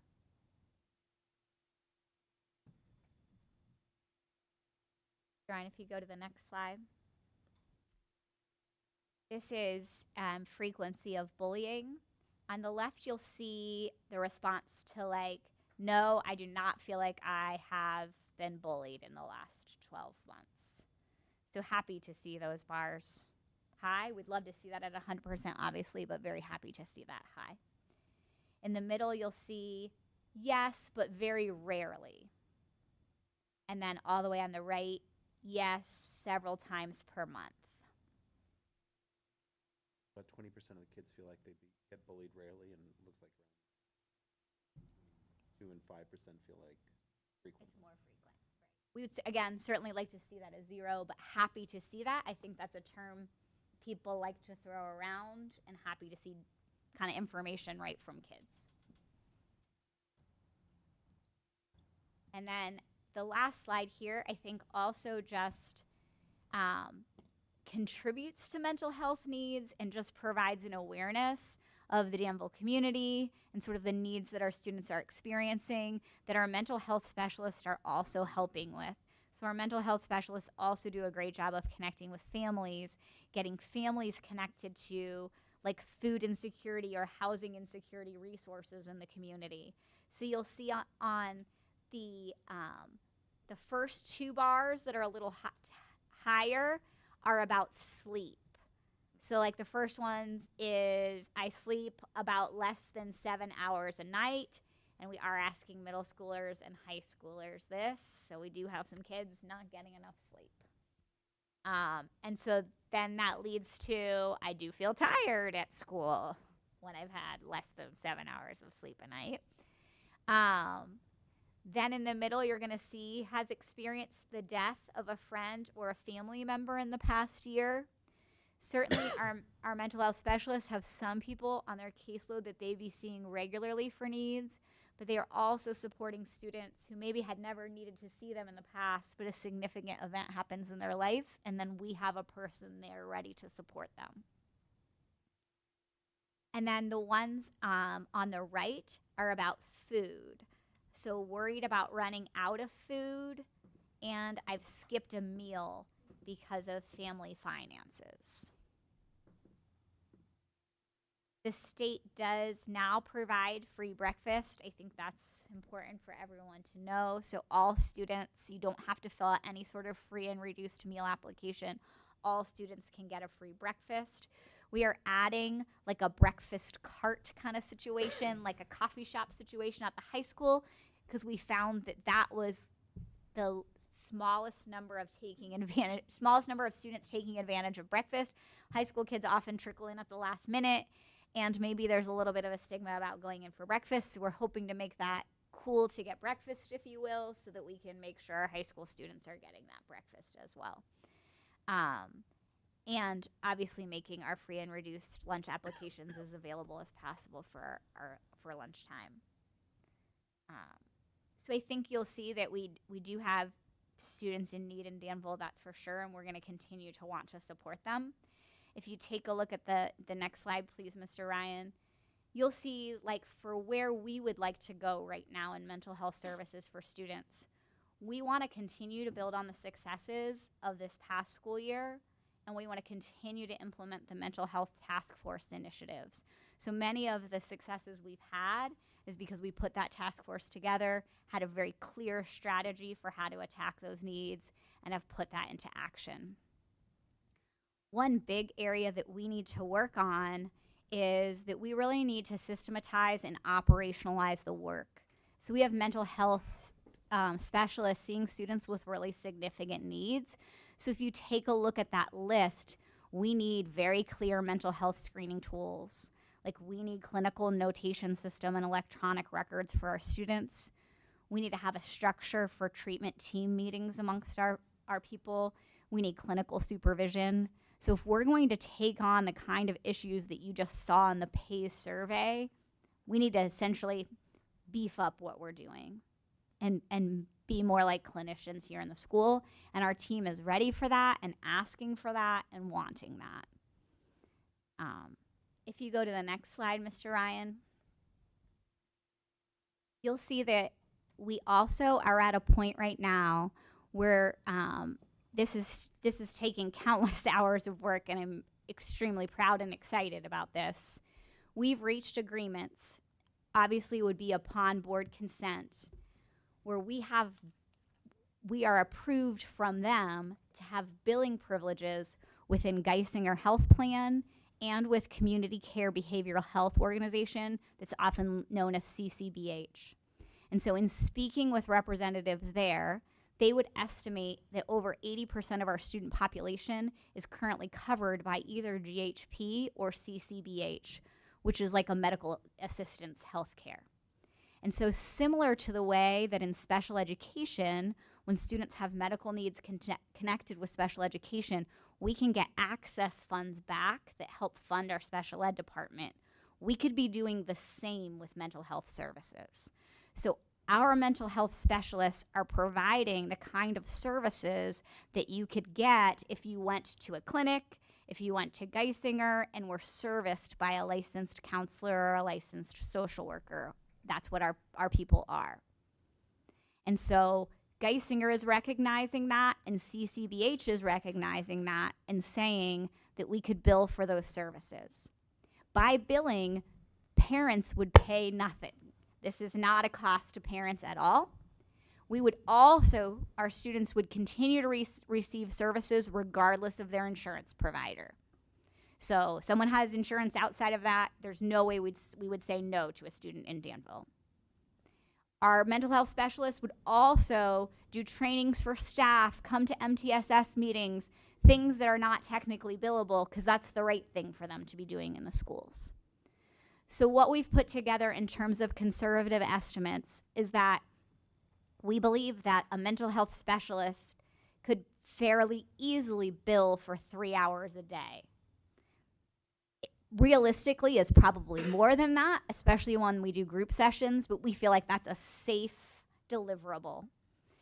If a mental health specialist bills for 3 hours a day, that would be $39,500 back to the district for that person. With 4 licensed mental health specialists, that would be $158,000 annually back to the district. So one way that our mental health services can continue to work is by moving into this billable model where we could continue to get funding back. We would certainly be trailblazers in this work, and I'd be really excited about the care we can provide for our students. If you go to the next slide, Mr. Ryan, what we would need to do to be, so those 2 kind of goals for us for the future, one is that we need to systematize this work. We need to have clinical supervision. We need to have standardized tools that we're using. And to be billable, we would have to have a director of mental health services. That person could continue and expand upon our successes, do that systemization, and do the clinical supervision so that we could have billing. To finance that role, we currently have funding through the PCCD grant to finance an additional mental health specialist. That money cannot be used to pay the salary of one of our current mental health specialists. So the way that grant is written, we have to add to the current group we have. They're wanting us to grow those services. So we already have that PCCD funding lined up to cover the cost of a mental health specialist. We then have $25,000 of Dagenstein money. We had a $50,000 original grant. We have $25,000 of that remaining that could be added to that PCCD grant. I don't know if we'd need that full amount or not. We could talk about pay, with this position specifically. But essentially, this role could be entirely grant funded. I'm in a lot of conversations about future grants in this area. I don't see PCCD money drying up. I can't promise that, but I would say mental health and safety seem to be something that Republicans, Democrats, everyone agrees on if we're thinking about students' needs. One thing about PCCD is, by all indications, if that money were consistently available, if you use that money to pay for something in the first year of the grant, in the next grant, they are saying so far that you will be able to continue to use that money to fund that original project or idea. So you don't have to keep so if it was something new out of a recent PCCD grant, future monies can continue to support that. That has been all indications so far when being on, because one of the concerns that you always have with grant funding is, can you continue to use it in the same way? And that's always a question when you're trying to figure out, especially personnel costs. You want to be careful of using grant money to pay for personnel, because if that money goes away, you're stuck. But PCCD has said, basically, you will be able to continue to use that for something that was recently implemented. But even if that did go away under what you're proposing right now, we'd in all likelihood be able to bill enough to continue to pay for this position. And more than this position in all likelihood, judging by the amount of money that Yes. probably be brought in. And we certainly, this person would have supervision roles, and I think especially initially, we have a lot of systems we need to put in place. And quite honestly, even from a liability standpoint, like we need to make sure we're providing top-notch services if we're telling families that we're doing that. But ultimately, this role would also have a provider component to it where they'd also have a caseload. So they would also personally be bringing in billable hours as well. So at this point, like to move forward with this, we would be looking to accept those contracts with Geisinger and CCBH for billing and approve a job description for this role. Then we'd advertise and move forward with that with grant funding. But that's like where this would progress from here. This whole process has been, I've just been very impressed because I think you said the word trailblazer, you mentioned that, and I think it really accurately describes what's happening. We're building a system in which you can meet kids where they are. I work on, the other side of this where we're sort of, when folks are in my clinic, it's not too late, but it certainly something should have happened a long time before. And so building systems of care that exist in the settings in which kids show up is really, I think, the future of, honestly, all care, but certainly mental health care. But doing so does require a lot. And so having someone who can be in charge and help support the really complex world that is mental health so that you can actually have services that are reimbursed and help support the work. And the demand is not going away. I mean, the hospital is hiring left, right, and center to try to meet the demand, and the wait list is still there. I mean, I think it's for peds and adults, so I think it's not a problem that's going away anytime soon, and I think it requires like a very sophisticated, high-level, systematic work, and also in a way that can be integrated into other systems. You talked about like MTSS. These kids are not, their mental health concerns are not in isolation. They're related to what's happening in the classroom, and not just what's happening at home, and what's happening with their performance in school and their peers and so I really think it is the way forward. I'm so impressed with the work that you guys have put together around this. I have no shame in saying I'm in full support. And I certainly would just like to know, as you're talking about where you're at Geisinger, that in order for this to happen, we have had very frequent, positive, working together conversations with CCBH and Geisinger. So it is like for them to approve us is them saying, we've met your providers, we think that they could do a good job. We have needs that we can't meet all of this community's needs. You're there. And honestly, we're having meetings with providers in these institutions, but then also the insurance side. And the insurance side, because they've got to think about money, is really saying, similar to what you're saying, you can meet them where they're at. Yeah. So we can actually avoid that ER visit or those Or things. the hospitalization. Or the It's hospitalization. the most because expensive bill they're going to pay. Yeah. Right. So from a practical stance, but what that means for me, for a kid, is fine for insurance to save money. But for a kid, that means they didn't have an ER visit or a hospitalization. When they started struggling, someone was here at school. They could step in and care for them at that early moment before it became that large of a problem. So it's a very preventative model. Yeah. I'm incredibly happy with this. I mean, this was one of the 3 reasons I originally got involved with the board now, 3 years ago. Mental health was one of the 3 that was on my list.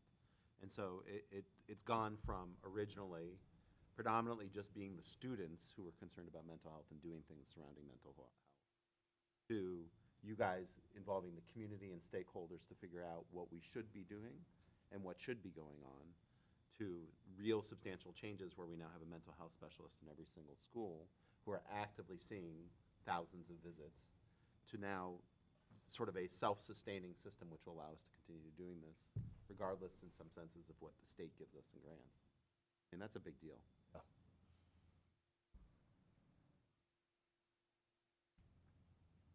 Any other thoughts here before we transition to finance? All right, we'll move to the finance portion this evening. We just have 2 kind of line items there, if you will. The first is state budget updates. So just awesome, actually, that we're at our August board meeting sharing state budget updates. Sometimes it doesn't get passed till the fall, so that's great. I did share information with board members when this all came out several weeks ago, kind of between July and August meetings, but just wanted to go over some of the kind of key budget line items from the state.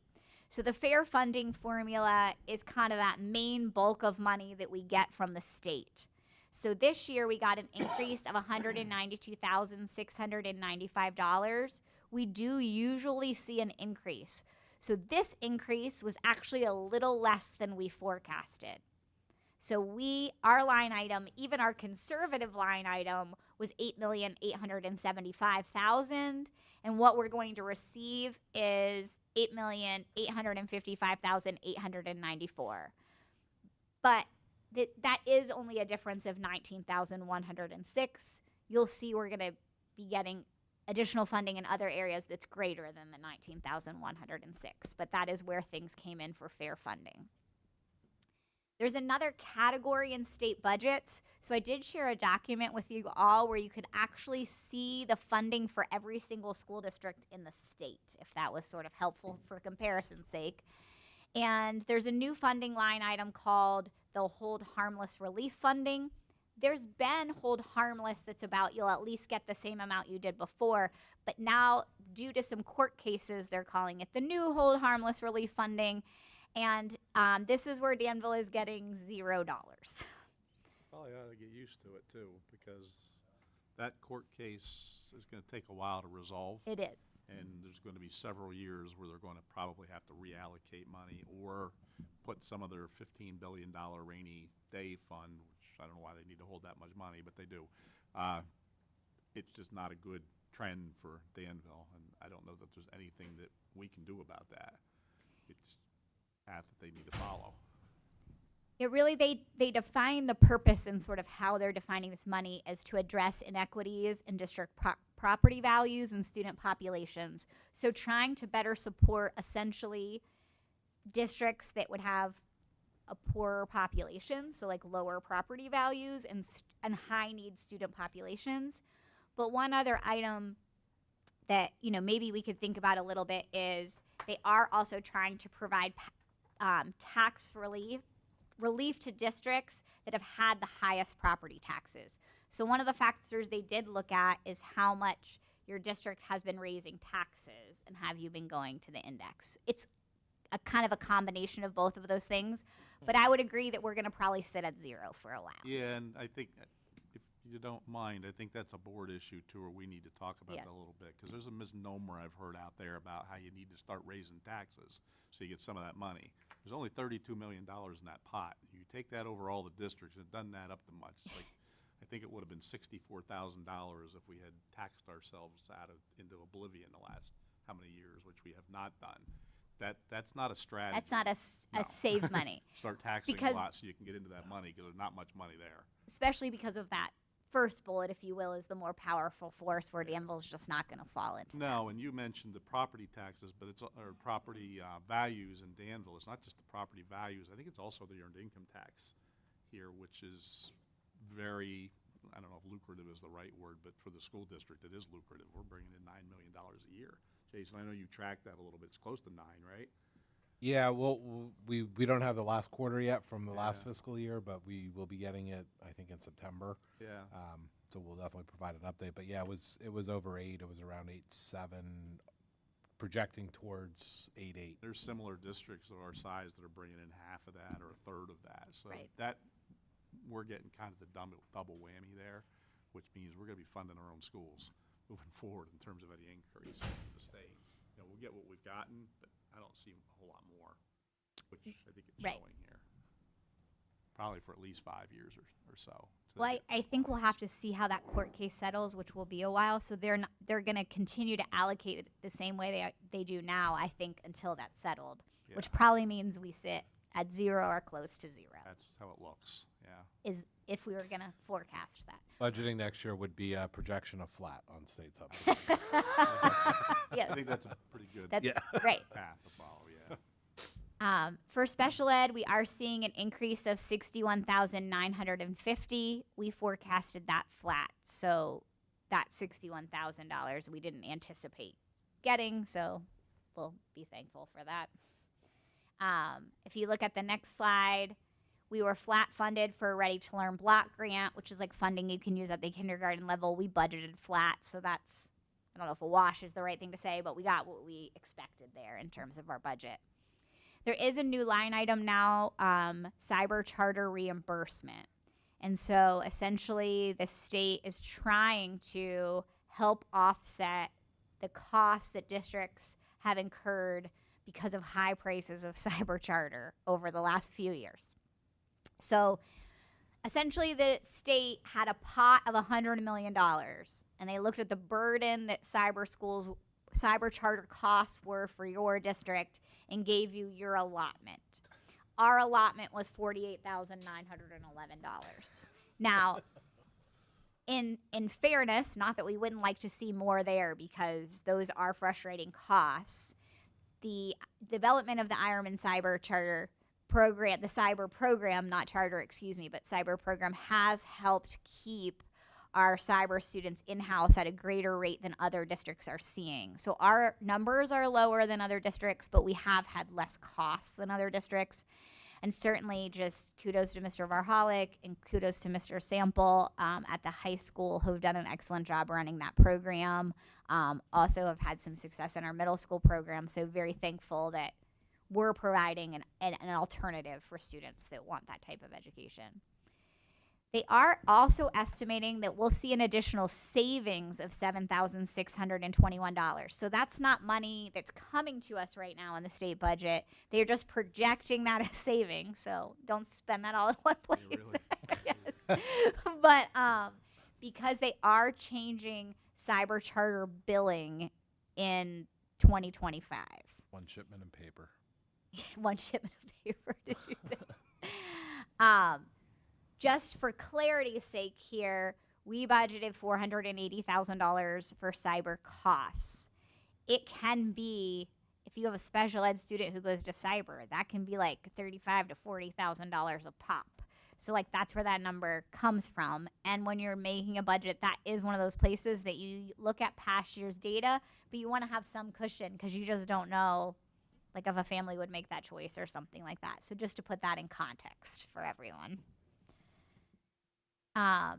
And then in the school safety line item, $141,518.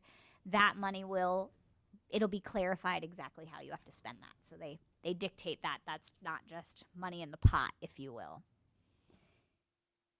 I also shared with you, if you go to the next slide, Mr. Ryan, just some state code updates that came through. These are probably the two that have the most to do with kind of K-12 and what matters to us here. But for security, they are saying that each school entity or district must have at least one school security personnel. So we do meet that requirement. And the cyber reform, that was that funding we were talking about. So they were shifting the special ed rate for students attending cyber charter schools starting January 1st. So that's where they're anticipating that we're seeing some savings. They've also just put some more regulations on cyber. So part of the concerns about students going to cyber charter are just sort of students getting lost in the system, I guess, if you will. So it is now requiring cybers to let districts know within 10 days of a student enrolling or withdrawing from their school, so we can keep tabs on a student actually being in a school somewhere. And it requires cybers to visibly see every child every week. So in some sort of Google Meet form, I guess, or something like that. Does it outline a reporting system for that? I have no idea how they report that. But that's technically listed in code now. That they must visibly see every child every week. I have no idea how one proves that. But There are really no teeth to that last one at all. any questions or comments there?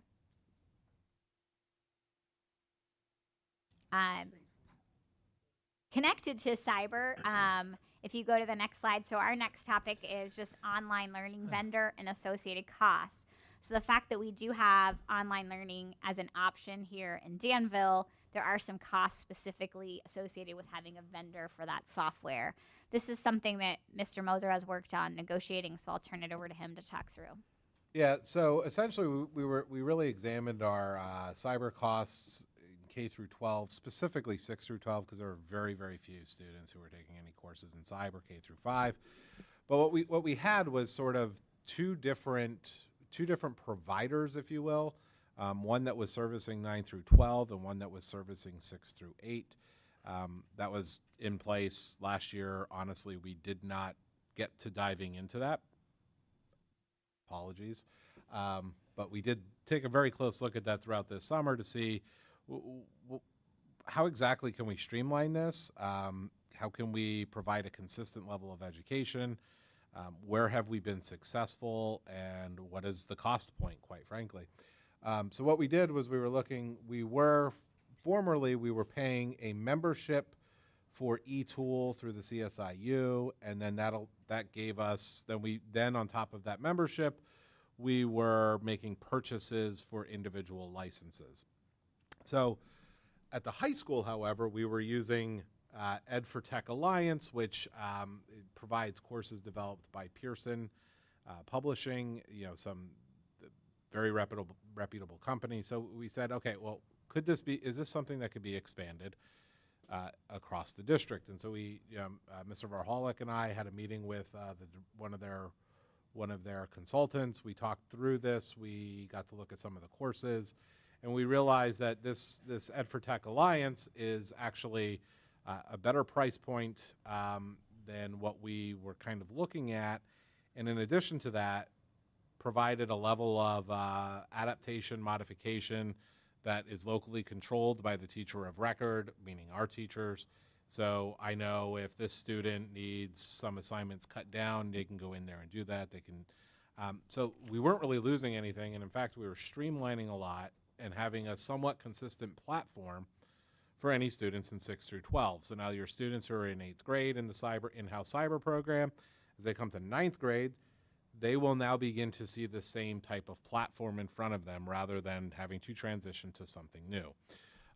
In addition, so user end, we really wanted to make sure we weren't going to disrupt the user end, meaning our students' experience, who we are providing this opportunity for. But in addition to that, it actually streamlines our services and honestly presents a conservatively projected savings of $10,000, given the number of licenses we are approving next month or next week to pay for. That's a very conservative number because we also know that what our flat line subscription is. If we need to add licenses, it will cost the same as our initial agreement. So usually what happens is what you pay for up front, you get a discount, but if you add on then, you pay a premium rate. That is not the case with this contract, with this agreement. We could see savings of upwards of honestly $16,000. Way to go to an outside private provider away from our own IU for this service. Correct. It's better and it's cheaper. Correct. We've kind of dropped the ball on this for years. So glad we finally took a look at this. Yeah. Right. The key there is the consistency for students across the board, and it's cheaper at the same time. So we see this as a win-win for the district and for the users. We already have people in the district very familiar with this platform. Also, professional development is included. They are willing to train our teachers for free. They really want us using their their platform, so they really kind of invest on that end. And the high school has had tremendous success and results in using this.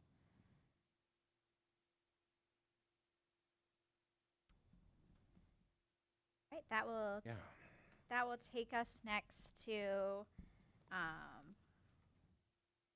I think we're out of order on the agenda, and slides are in a different order, so I apologize.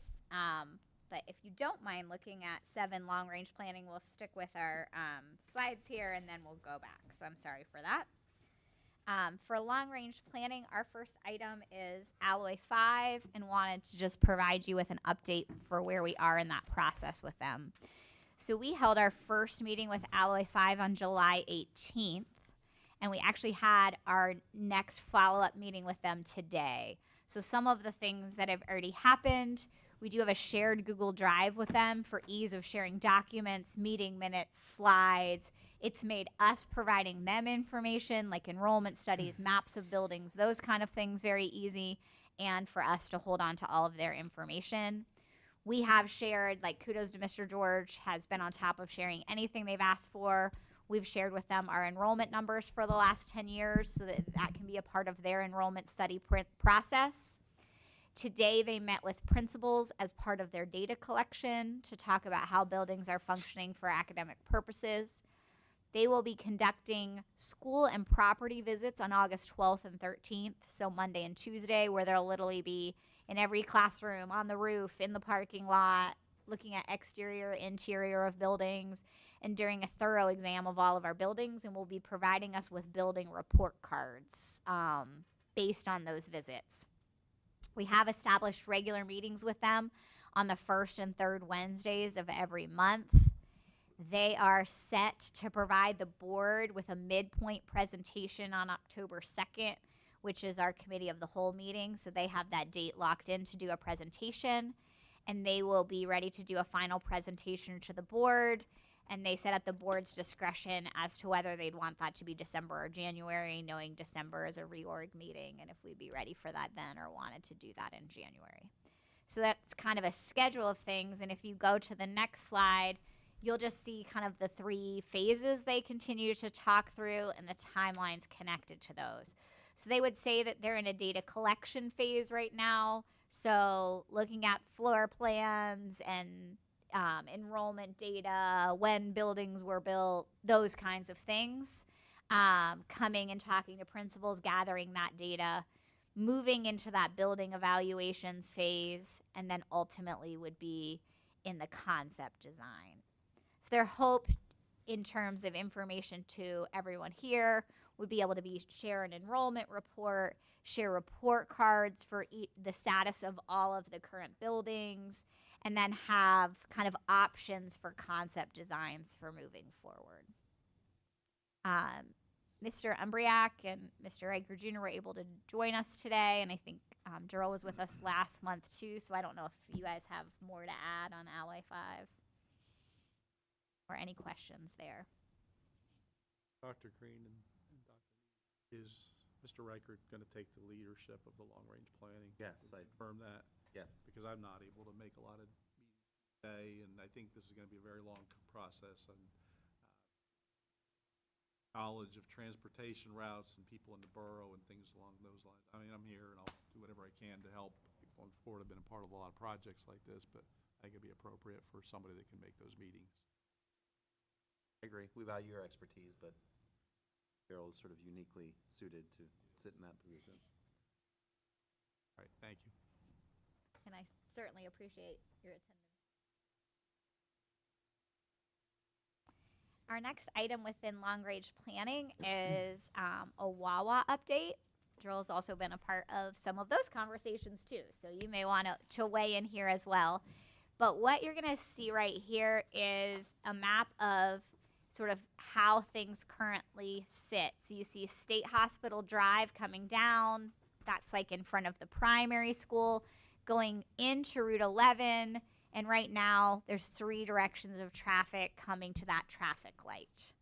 What is being proposed is that a Wawa would go in at the vacant lot, like directly across from State Hospital Drive.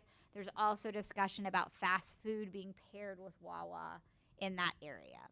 And so looking at now that being an intersection with kind of 4 directions of traffic coming to a traffic light. And there is a packet about all of this in your folders too, and I've also sent this to you all electronically.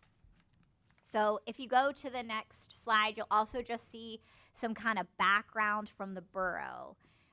So the borough has hired an engineering firm that is supporting them and providing recommendations. And so one of the things that they've said is that there would be a need to widen State Hospital Drive, because right now only, a lane going each way goes down State Hospital Drive. However, there certainly is conversation that kind of widening may not happen for like a decade. So that may be something that we need to talk about within our long-range planning process. And the debate that's happening right now is about making a third lane at the light there. So at this point, the plans would be to make a third lane that's pretty short, I guess, if you will. Like until State Hospital Drive is fully expanded, you wouldn't go into like a right turning lane until the bitter end, if you will. But there's discussion about whether or not you should have a right lane that's just right lane traffic, or if that should be right and straight and left be on its own. So if you look at the next slide, you'll see the two options that are being considered. So option one, this is like you're coming down from the primary school. They're suggesting there be one lane of traffic coming up by the primary school, 2 lanes going out in option one being a right-hand only lane, with the idea being there that like that traffic could essentially have the potential of continuously moving depending on traffic, and that the middle lane be straight or left. You will see in that larger packet of information I gave you that they've done a study on the amount of cars that they think would go straight. So at the end in the appendix, you'll see sort of all of that data. Essentially, the thinking is that would be the smallest amount of traffic, because the only thing you're doing if you're going straight is going to Wawa or fast food, or turning right or left, you're accessing all of the things on Route 11. In option 2, you see 1 lane of traffic obviously coming up State Hospital Road and 2 lanes going out, but this time it's straight and right, and then left is on its own. Concern there being that if you get that filled with cars going straight, right gets backed up. And just thinking about sort of common sense of traffic, I guess, if you will. The engineers in the borough originally recommended option 2. But if you go to the next slide, the engineers from Wawa are recommending option 1, and they put together this presentation to like talk through option 1 versus option 2. PennDOT was also present at this meeting and stayed fairly neutral and said either would technically pass PennDOT's recommendation. Would Now, that bear be a in fair assessment? now bear in mind though that PennDOT did a traffic study on this, and their conclusion was that option 1 was the better option. Either would work, but option 1 was the better option. So basically, it's the borough right now and their engineers that are kind of holding things up. About why would Wawa want the other option? How is that advantageous to them? They don't. Oh, okay, it's not Wawa, it's the Correct. borough. Correct. It, Okay. yeah, so the, Wawa wants option 1. And So with you us want being option and with us Because you being either go data straight driven, or go to town. Yes. You don't go PennDOT for has sheets. provided all the data to to RK support Webster option 1. to support option 1. Okay. So engineers associated with the development and PennDOT have provided data to say that option 1 would make the most sense traffic-wise. Okay. The borough is currently in their plans would go with option 2. So if you go to the next slide, you'll see that they're having a meeting on August 13th, and I believe Mr. Riker Jr. is going to that meeting, and I'm thankful Mr. Moser can attend. That is kind of last family dinner for us before my daughter goes off to college. So thankful that they can both attend. But at that meeting, there will be discussion and potential voting on option 1 or 2. They have asked, based on our presence at the last meeting, that they've invited us if we wanted to submit a recommendation letter that could be written or that could be read at the meeting on behalf of the DASD Board of Directors. That doesn't have to be done, but if we were so moved to say we support option 1 or we support option 2. We don't even know what we're doing over there yet, or even if we're doing anything over there. Correct. Right. Is there anything that would lead to either of these being disadvantageous to something that we may construct? The problem with the whole project is, regardless of whether you turn left or turn right with the straight lane, is that intersection. Yeah. Because think about it, if you get one school bus that's going to turn right, and we The have a school straight bus and is right gonna turn lane, left. that lane's done. Yeah. And anybody who wants to go left is going to be waiting. So until there's some kind of an option or some kind of a proposal to widen that Widen the intersection, street. I mean, these are both So I think Yeah. they're basically saying They're- that's option one's probably better in the long run, but both are kind of bad when there's not a third lane. They're gonna vote on option 1 or 2, and it's not gonna happen for 10 years. No, what they're saying is The it will happen widening. at the very end of the road. So there'll be this like small right-hand lane that like a car will fit Perfect. in. They'll Sounds expand it great. enough to make the third lane. And Yes. when Dr. Need Put a and I school were bus in it. there, I mean, obviously, we couldn't speak for everybody, but Right. we had mentioned that to be a good neighbor, that if we had to give up some of our property to help make this better for everybody, that we'd be willing to do that, but that didn't seem to gain any traction. Yeah, well, I asked DeRoba about putting like a merge lane going to 11, like from our property where people could just get over, Yes. leaving it, and the borough wouldn't do it because then it's their responsibility. More to plow, more to main. I'm like, it's a 50-foot of road. Like I. Maybe 100 foot most. Okay. Might Yeah. 100 foot for a So that ramp. was like, no, not an option. We won't do it because we have to maintain it. No common sense in that whole bunch.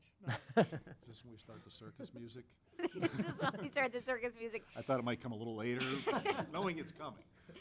So I guess I just would want to share that anyone is certainly welcome to attend the meeting on the 13th. And obviously you could voice your opinion as a board member, as a community member. And if we came to a decision that we wanted to make a statement as a group, we certainly could put something together that I get to the borough manager and share. I'm fine with an authorization of the appropriate people with the most knowledge from the committee, superintendent, assistant superintendent, to submit something if you feel that that's in our best interest, but just to get this started, because we don't have a meeting before then. Right. I'm So, fine too. Yeah. opposition to that? Not me. No. If you decide we don't have a vested interest, then don't write anything. Yeah. But I think we have to give somebody the authorization to handle this. It's not worth coming back for another meeting to talk about. Option 3. Well, I made the statement at the meeting that, you know, just to throw this out here, because I'm going to be that guy. And if you want to ask me to leave afterwards, you can. And that's when I proposed the merge lane on the Route 11. Right. I think I grew 2 more heads at that point. And, yeah, that's where that went. You overthought their authority. They're not that smart. Well, if you want the circus music to continue, move to the next slide because we're not done talking about this. So I just want to name some safety concerns that then will also bleed into our long-range discussion. So right now, the plans between the borough and the developer are that they're going to put a crosswalk on Route 11 on the DPS side of, so like the west side, their plan is to like paint a crosswalk on Route 11. Not over top. Not a over catwalk, top, a crosswalk. But like a physical crosswalk on Route 11. Wheelchair problem. Whose So- idea? They're also planning on putting what they refer to as a landing pad, handicap accessible sidewalk on our side. So essentially the corner there would have like a corner of a sidewalk, if you will, but not a sidewalk that attaches to anything. So you could go to that landing pad and walk across a crosswalk. So what would have to happen is someone in a wheelchair would have to roll down the road to the landing pad to get to it, right? Did this come from Wawa? Or This- does this come from the borough? This or this from the was state? this is in the original plan. So This if is you in- look at the plan, This is in this the is in the plan plan. and was vocalized by both parties at this meeting. Whose plan? The borough's? The site plan from the borough and the engineers And from RK Wawa. Webster. Yes. Their plan. Yes. Correct. Okay. The DPS is ours, right? Correct. Wawa didn't buy that or anything. I mean, that's the decision that we would need Yes, to be that would, involved in. that would be their offer to us, would be that Okay, we could an have offer, a alright. landing pad, if you will, Okay, I on our get it. side of the street, All right. in terms of what they would provide. I don't know. At first glance, it looks not like it's not such a great idea. Yeah, but, so It's yeah, gonna be the I'm so crossing guard. confused. There is no sidewalk that leads down to that Correct. landing pad. Correct. From No. any direction. Correct. There's a square So, down there. I would, 33 feet of Like a road. square. there's a square. So That's it. if you see So overall walking from the school, you're safety still walking on the road. concerns would be, Or would rolling we, on the road. we wouldn't have a way to get Put to it that across. landing pad. So I do think we need to acknowledge that students are going to try to get to this Wawa. Like, that's a fair thing. So for example, I think you mentioned that we have to have a safe route to the DAC. And so we talked about that at the last meeting, so kudos to Mr. Varhalik. He has signs made. We're going to teach students to walk through the stadium, always have that ready for them. There's signs for how to get to the DAC. So we do need to acknowledge students are going to want to go to Wawa. And so the current proposal is that there'd be a landing pad and a crosswalk. And so we have to think about what's our responsibility there as we talk about long-range planning. Told you. This is, I mean, we're not even started yet. I think the problem with putting a catwalk across I know, would be height. yeah. Because when 80 shut down, your All your oversized trucks go loads, over. your Yeah. super loads come down Route 11. Yeah. And you couldn't possibly build a structure, I think, high enough to accommodate them and make it ADA compliant. You're going to have a ramp that's going to wind about 10 times to get to the top, or Oh. because obviously now when you construct anything now, that's one of the top things because Jamie mentioned that today. As like in the Owl number Way one 5 thing, was right. that's the first thing they check for is ADA compliance. There was some casual discussion. It did not seem like any decisions were made at all, but there was casual discussion, I would say, about speed limits on Route 11. So we're in a place where it's going from 55 to 45 and later becoming a 35. So very Open that up. casual discussion would be maybe slide those down, and could that intersection be more of a 45 becoming a 35? But I can't say anyone was like, there's no vote on that upcoming or anything like that. But that was casually thrown around that a crosswalk could be safer at a 35, certainly would be way safer than a 55. Like then it is a little bit more of a viable option. But that was casual conversation, I would say. Senior said I'll take the kids over on the bus. We'll have a Wawa Wawa shuttle. bus. If they buy you a sub every day. He'd be more than happy to sit at that intersection twice. Well, and then if you just look at the next, sort of to sum it up, I think, and what we're sharing with LA 5, just to be, for them to have on their minds in terms of consideration, is just what it sounds like will be a lengthy process for the borough to consider widening of State Hospital. Do we want to be a part of the consideration of the widening of State Hospital Drive? And just overall safety, and what does that mean to help students get there? We should start a school store that sells exactly what Wawa does. on the And then they don't property have to we go own. there. There'd be a lot of goodies. I mean, I think long range wise, with discussions that we've had with the direction we want to go with the district, widening State Hospital Drive is going to need to happen. Yeah. Especially if the goal is to be everything here. I mean, we're going to create a substantial more amount of traffic, so we're going to need to get it in and off campus as fast as possible. I have to question whether even putting a crosswalk along Route 11, I would think that might actually be less safe than not even adding one. Right, because then you're sort of indicating inviting that that this is a it's safe. safe Yeah. place to cross. Right, Right now, you can't walk over. Right now, So how are we now gonna if say you can't? right now if you do it You could be cited for it. right, it would be that would be a dumb thing to do if you will. Heavily traveled highway. Yeah. Which is The already only other congested. offense to that for the walk through there, that light would have to stay solid red for so long you can't move a car, period. That'd be the only safe way you walk across there. Which then would also just delay Well, traffic it's either life or considerably. delay. You gotta Right. make your choice. Well, yes. I'm just saying, but if we're now inviting foot traffic there, you've got a whole nother, right? And Make a again, back to decision. what Dr. Need said earlier, there is no clear, safe path No. from our property To that corner. down to the corner. I'm still Just put stuck if there's a sidewalk down to the handicap corner landing wall. pad with no way to get to it. You gotta roll. Like, I'm still There is stuck on there that. is a way to get I there. haven't even gotten past Right that. down State Hospital Drive. Yeah, that's pretty Get on the sidewalk, sidewalk here, highway, down the hill. Well, long. It has to be wide enough for wheelchairs. we will work on putting something together, and thank you to Mr. Moser and Mr. Reichert for attending next week. And you guys will, I'm sure we'll have a fun update for us on Wednesday night then. We're gonna slide to buildings and grounds.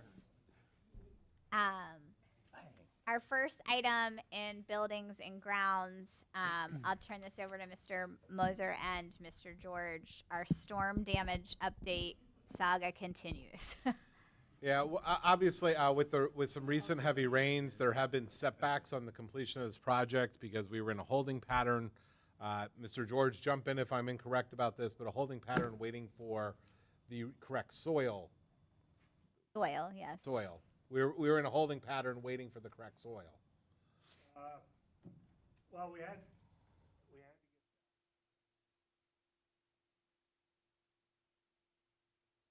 in compact enough. That is here.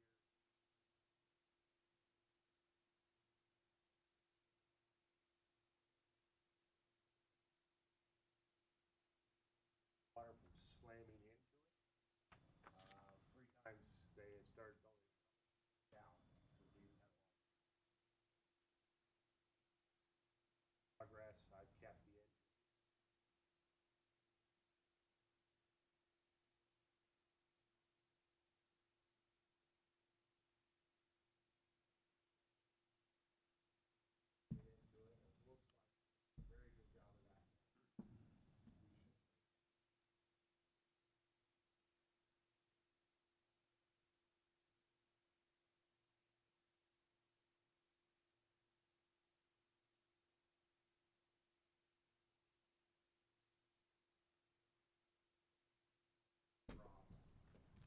So just being conservative, just in case there are other setbacks. The cross-country team, Mr. Albertson, are working on an alternative home course. Should we actually need to go in that direction, we don't want to wait until the last minute, get out ahead of it in case something else sets us back in that project. And our first meet is not till September 10th, I believe, so they've had over a month's notice to do some rerouting work. Our next buildings and grounds update is about the high school tennis courts.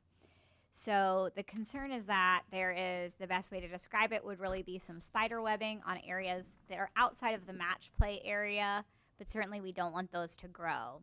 So there's been some debate between whether this was a paving problem or a painting problem and the timing between.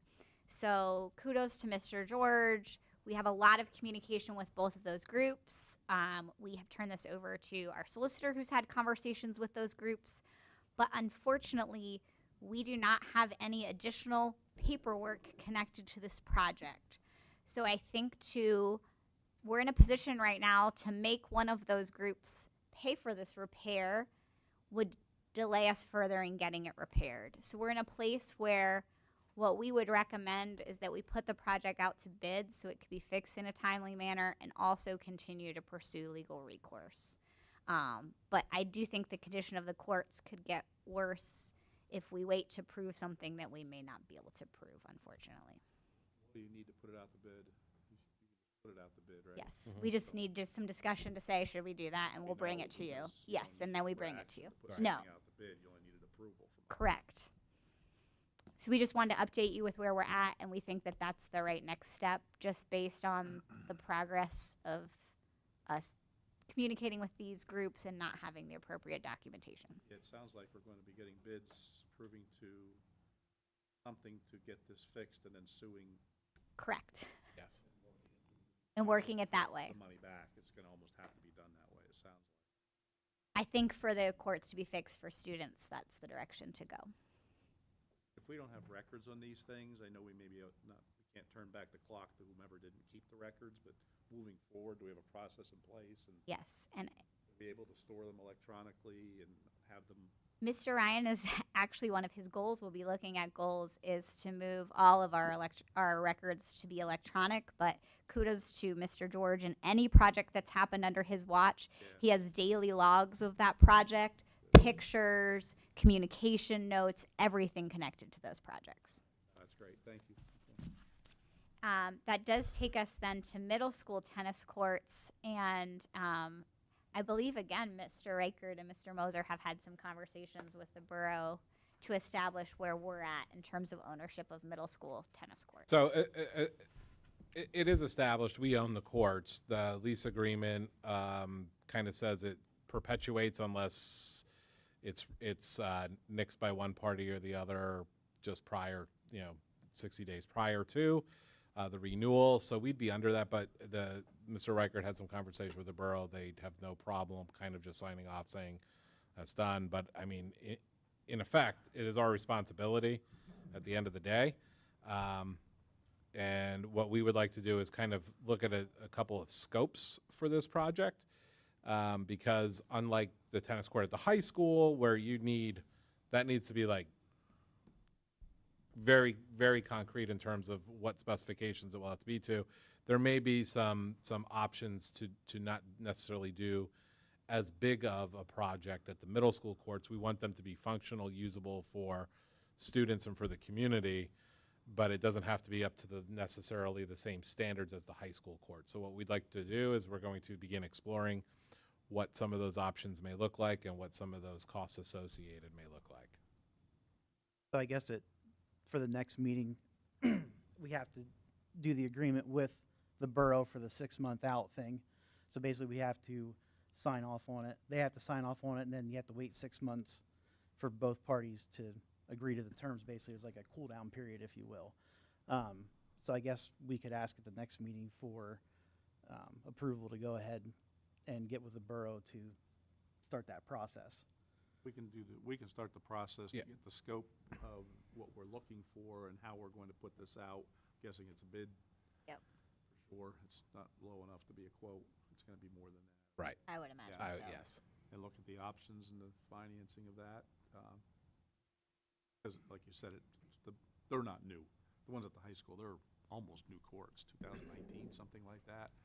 But the middle school, with what Mr. Harabi's done down there, we should take a real serious look at how to upgrade them.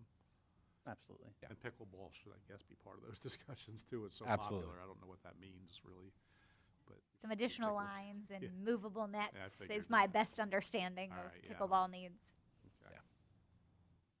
And I've already talked to a couple of people in Borough Council that I know and mentioned that we would probably be interested in moving forward with them being solely ours. But like I said, I told them I couldn't speak for everybody, so we get Yeah. approval at the next board meeting for that, then I can. I mean, Implement that essentially the process. property, it is, the lease agreement basically says that we allow community to use it. And it really is a lot to do with an easement behind, on the other side of the courts, like to the sewer treatment plant area. Correct. So we're not looking at closing this off to the community in any way, shape, or form. We want to have some nice facilities down there if we're, From a business Gonna have standpoint, we stuff don't down want to there. put money into something that could potentially be taken away from us. For sure, yeah. But it sounds like there's not a lot of unresolved questions about the tennis courts. It's just straightening that piece out with the borough and. Correct, and they Getting have your they quotes. have no interest in them. No, I didn't think so. There's no reason for them to. Matter of fact, they told me I could have them that day if I wanted them. But actually, we could probably go forth, I mean, if we can go forth with we could even start the paperwork with the borough, and that could be, because that would have to be approved before it's executed by the board Yeah. anyway. Right. Yeah, We could start that at the same time as we start to put it out for bid. ASAP. Yeah. Can I ask one other quick question? Because I'm going to have to cut out. This is on the last thing. The restrictions in the land up across from the primary, is that still an open question as well, what we can and can't do, or is that well defined at this point? So to the best of my knowledge from the people that I know, it is currently with their legal team Okay. with what they can and can't do. What they are concerned with is The borough's legal team? correct. Okay, They're concerned with repercussions from the Commonwealth right. because it was zoned agricultural when the borough got it. Mm-hmm. But from what I've been told by council, that was restricted, and there were other restrictions put on that by their legal counsel before it became ours, which are the restrictions that are on it now. That was under Act 130, I think?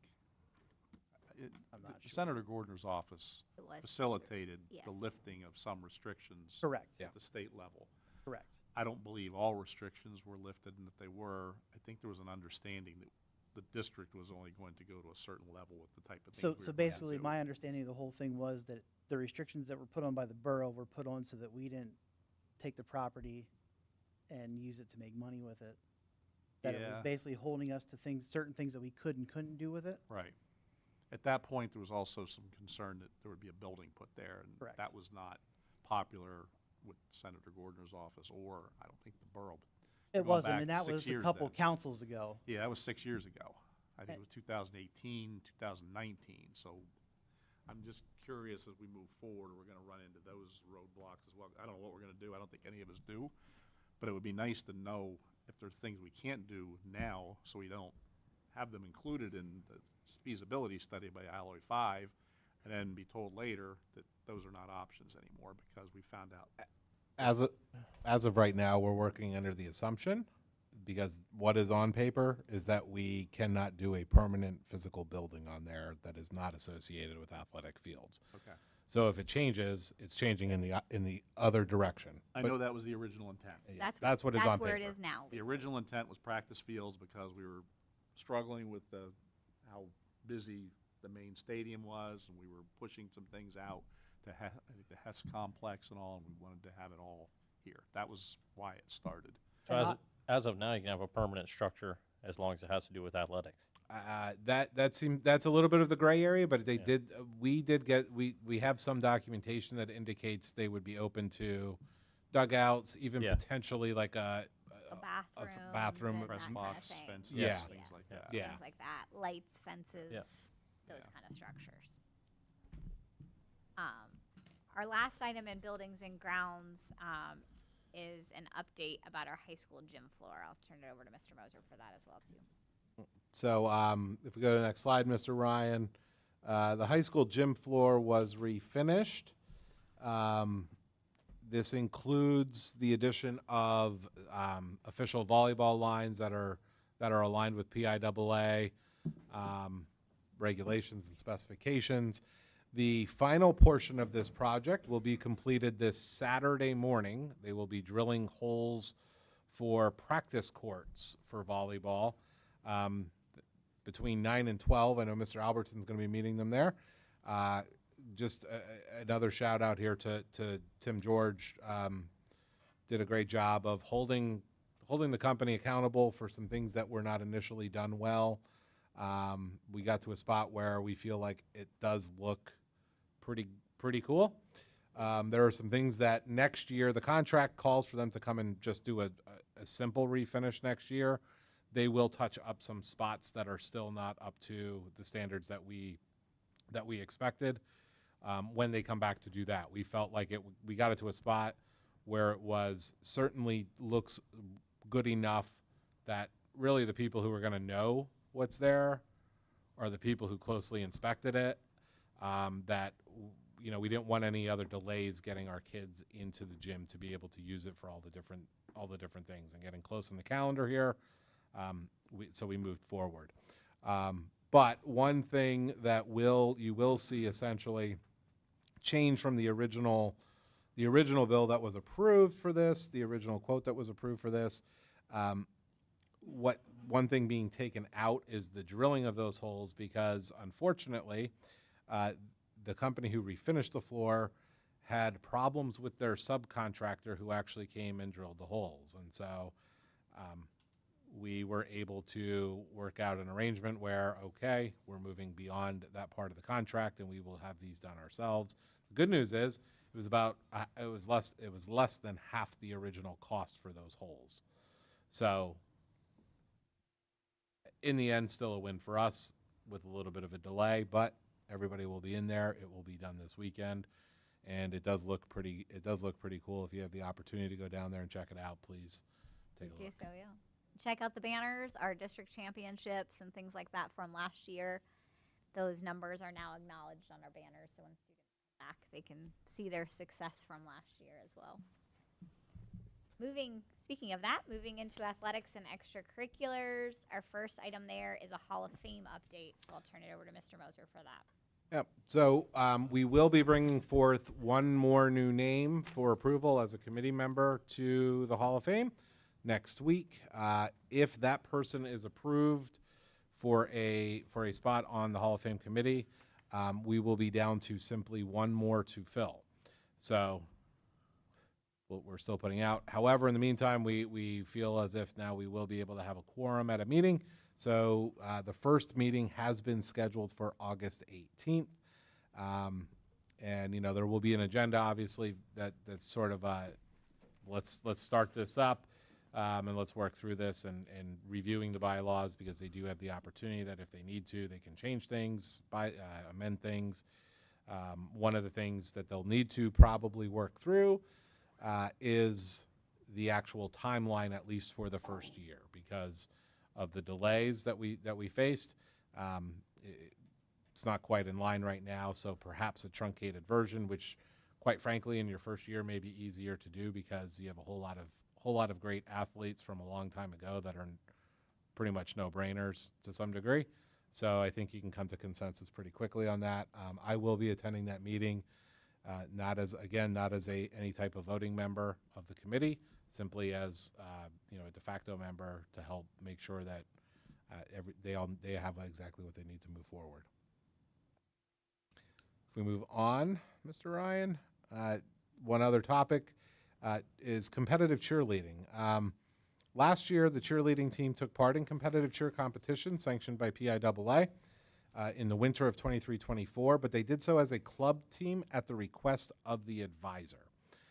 So she was paid a club advisor stipend. What we are doing now, though, given that this is taking off and it is a PIAA sanctioned event, is you will see next week we will be recommending that competitive cheerleading that the board sanction as a varsity sport for the 24-25 winter season.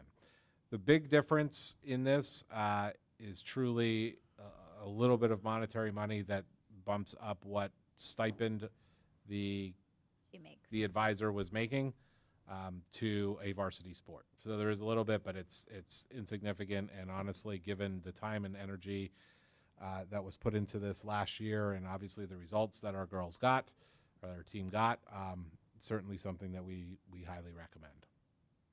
Any questions or concerns about that? Number of events, transportation costs, all those things basically stay pretty much the same. So.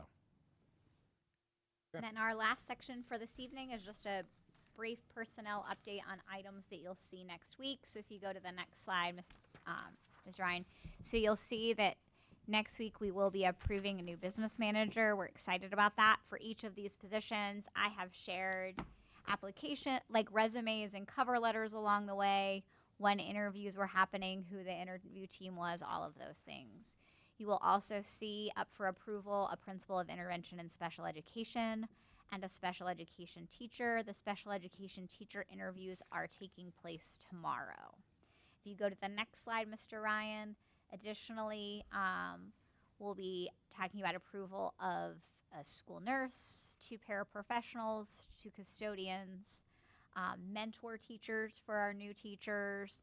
And last month you approved building leads, but we had 2 spots, first grade and high school math, that we're still interviewing people and finalizing candidates. So you'll see 2 additional building leads up for approval. And then the final item within personnel is we had talked about the concept of exit surveys, and I talked to you about how we've developed procedures for that.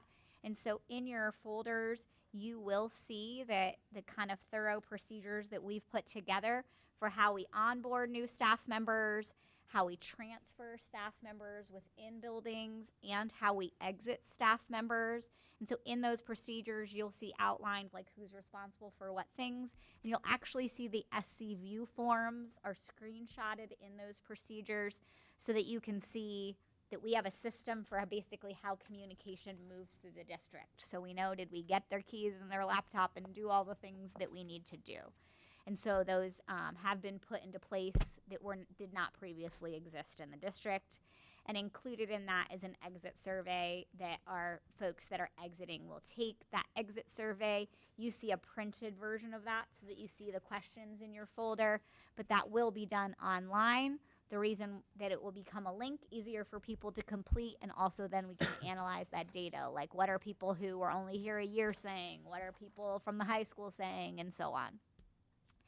And then the last thing we'll do today is just show a brief video. So I did also put together a video with the help of Mr. Breon, who does a lot of great kind of PR work for us, to welcome new staff to the district. And I have an abbreviated version of this that sits on our website now that just tells families a little bit about Danville. But you'll see in this video, it's specifically saying, and like, we welcome you to our team, as a way for people to feel welcomed when they come to Danville. So we'll end with that video today.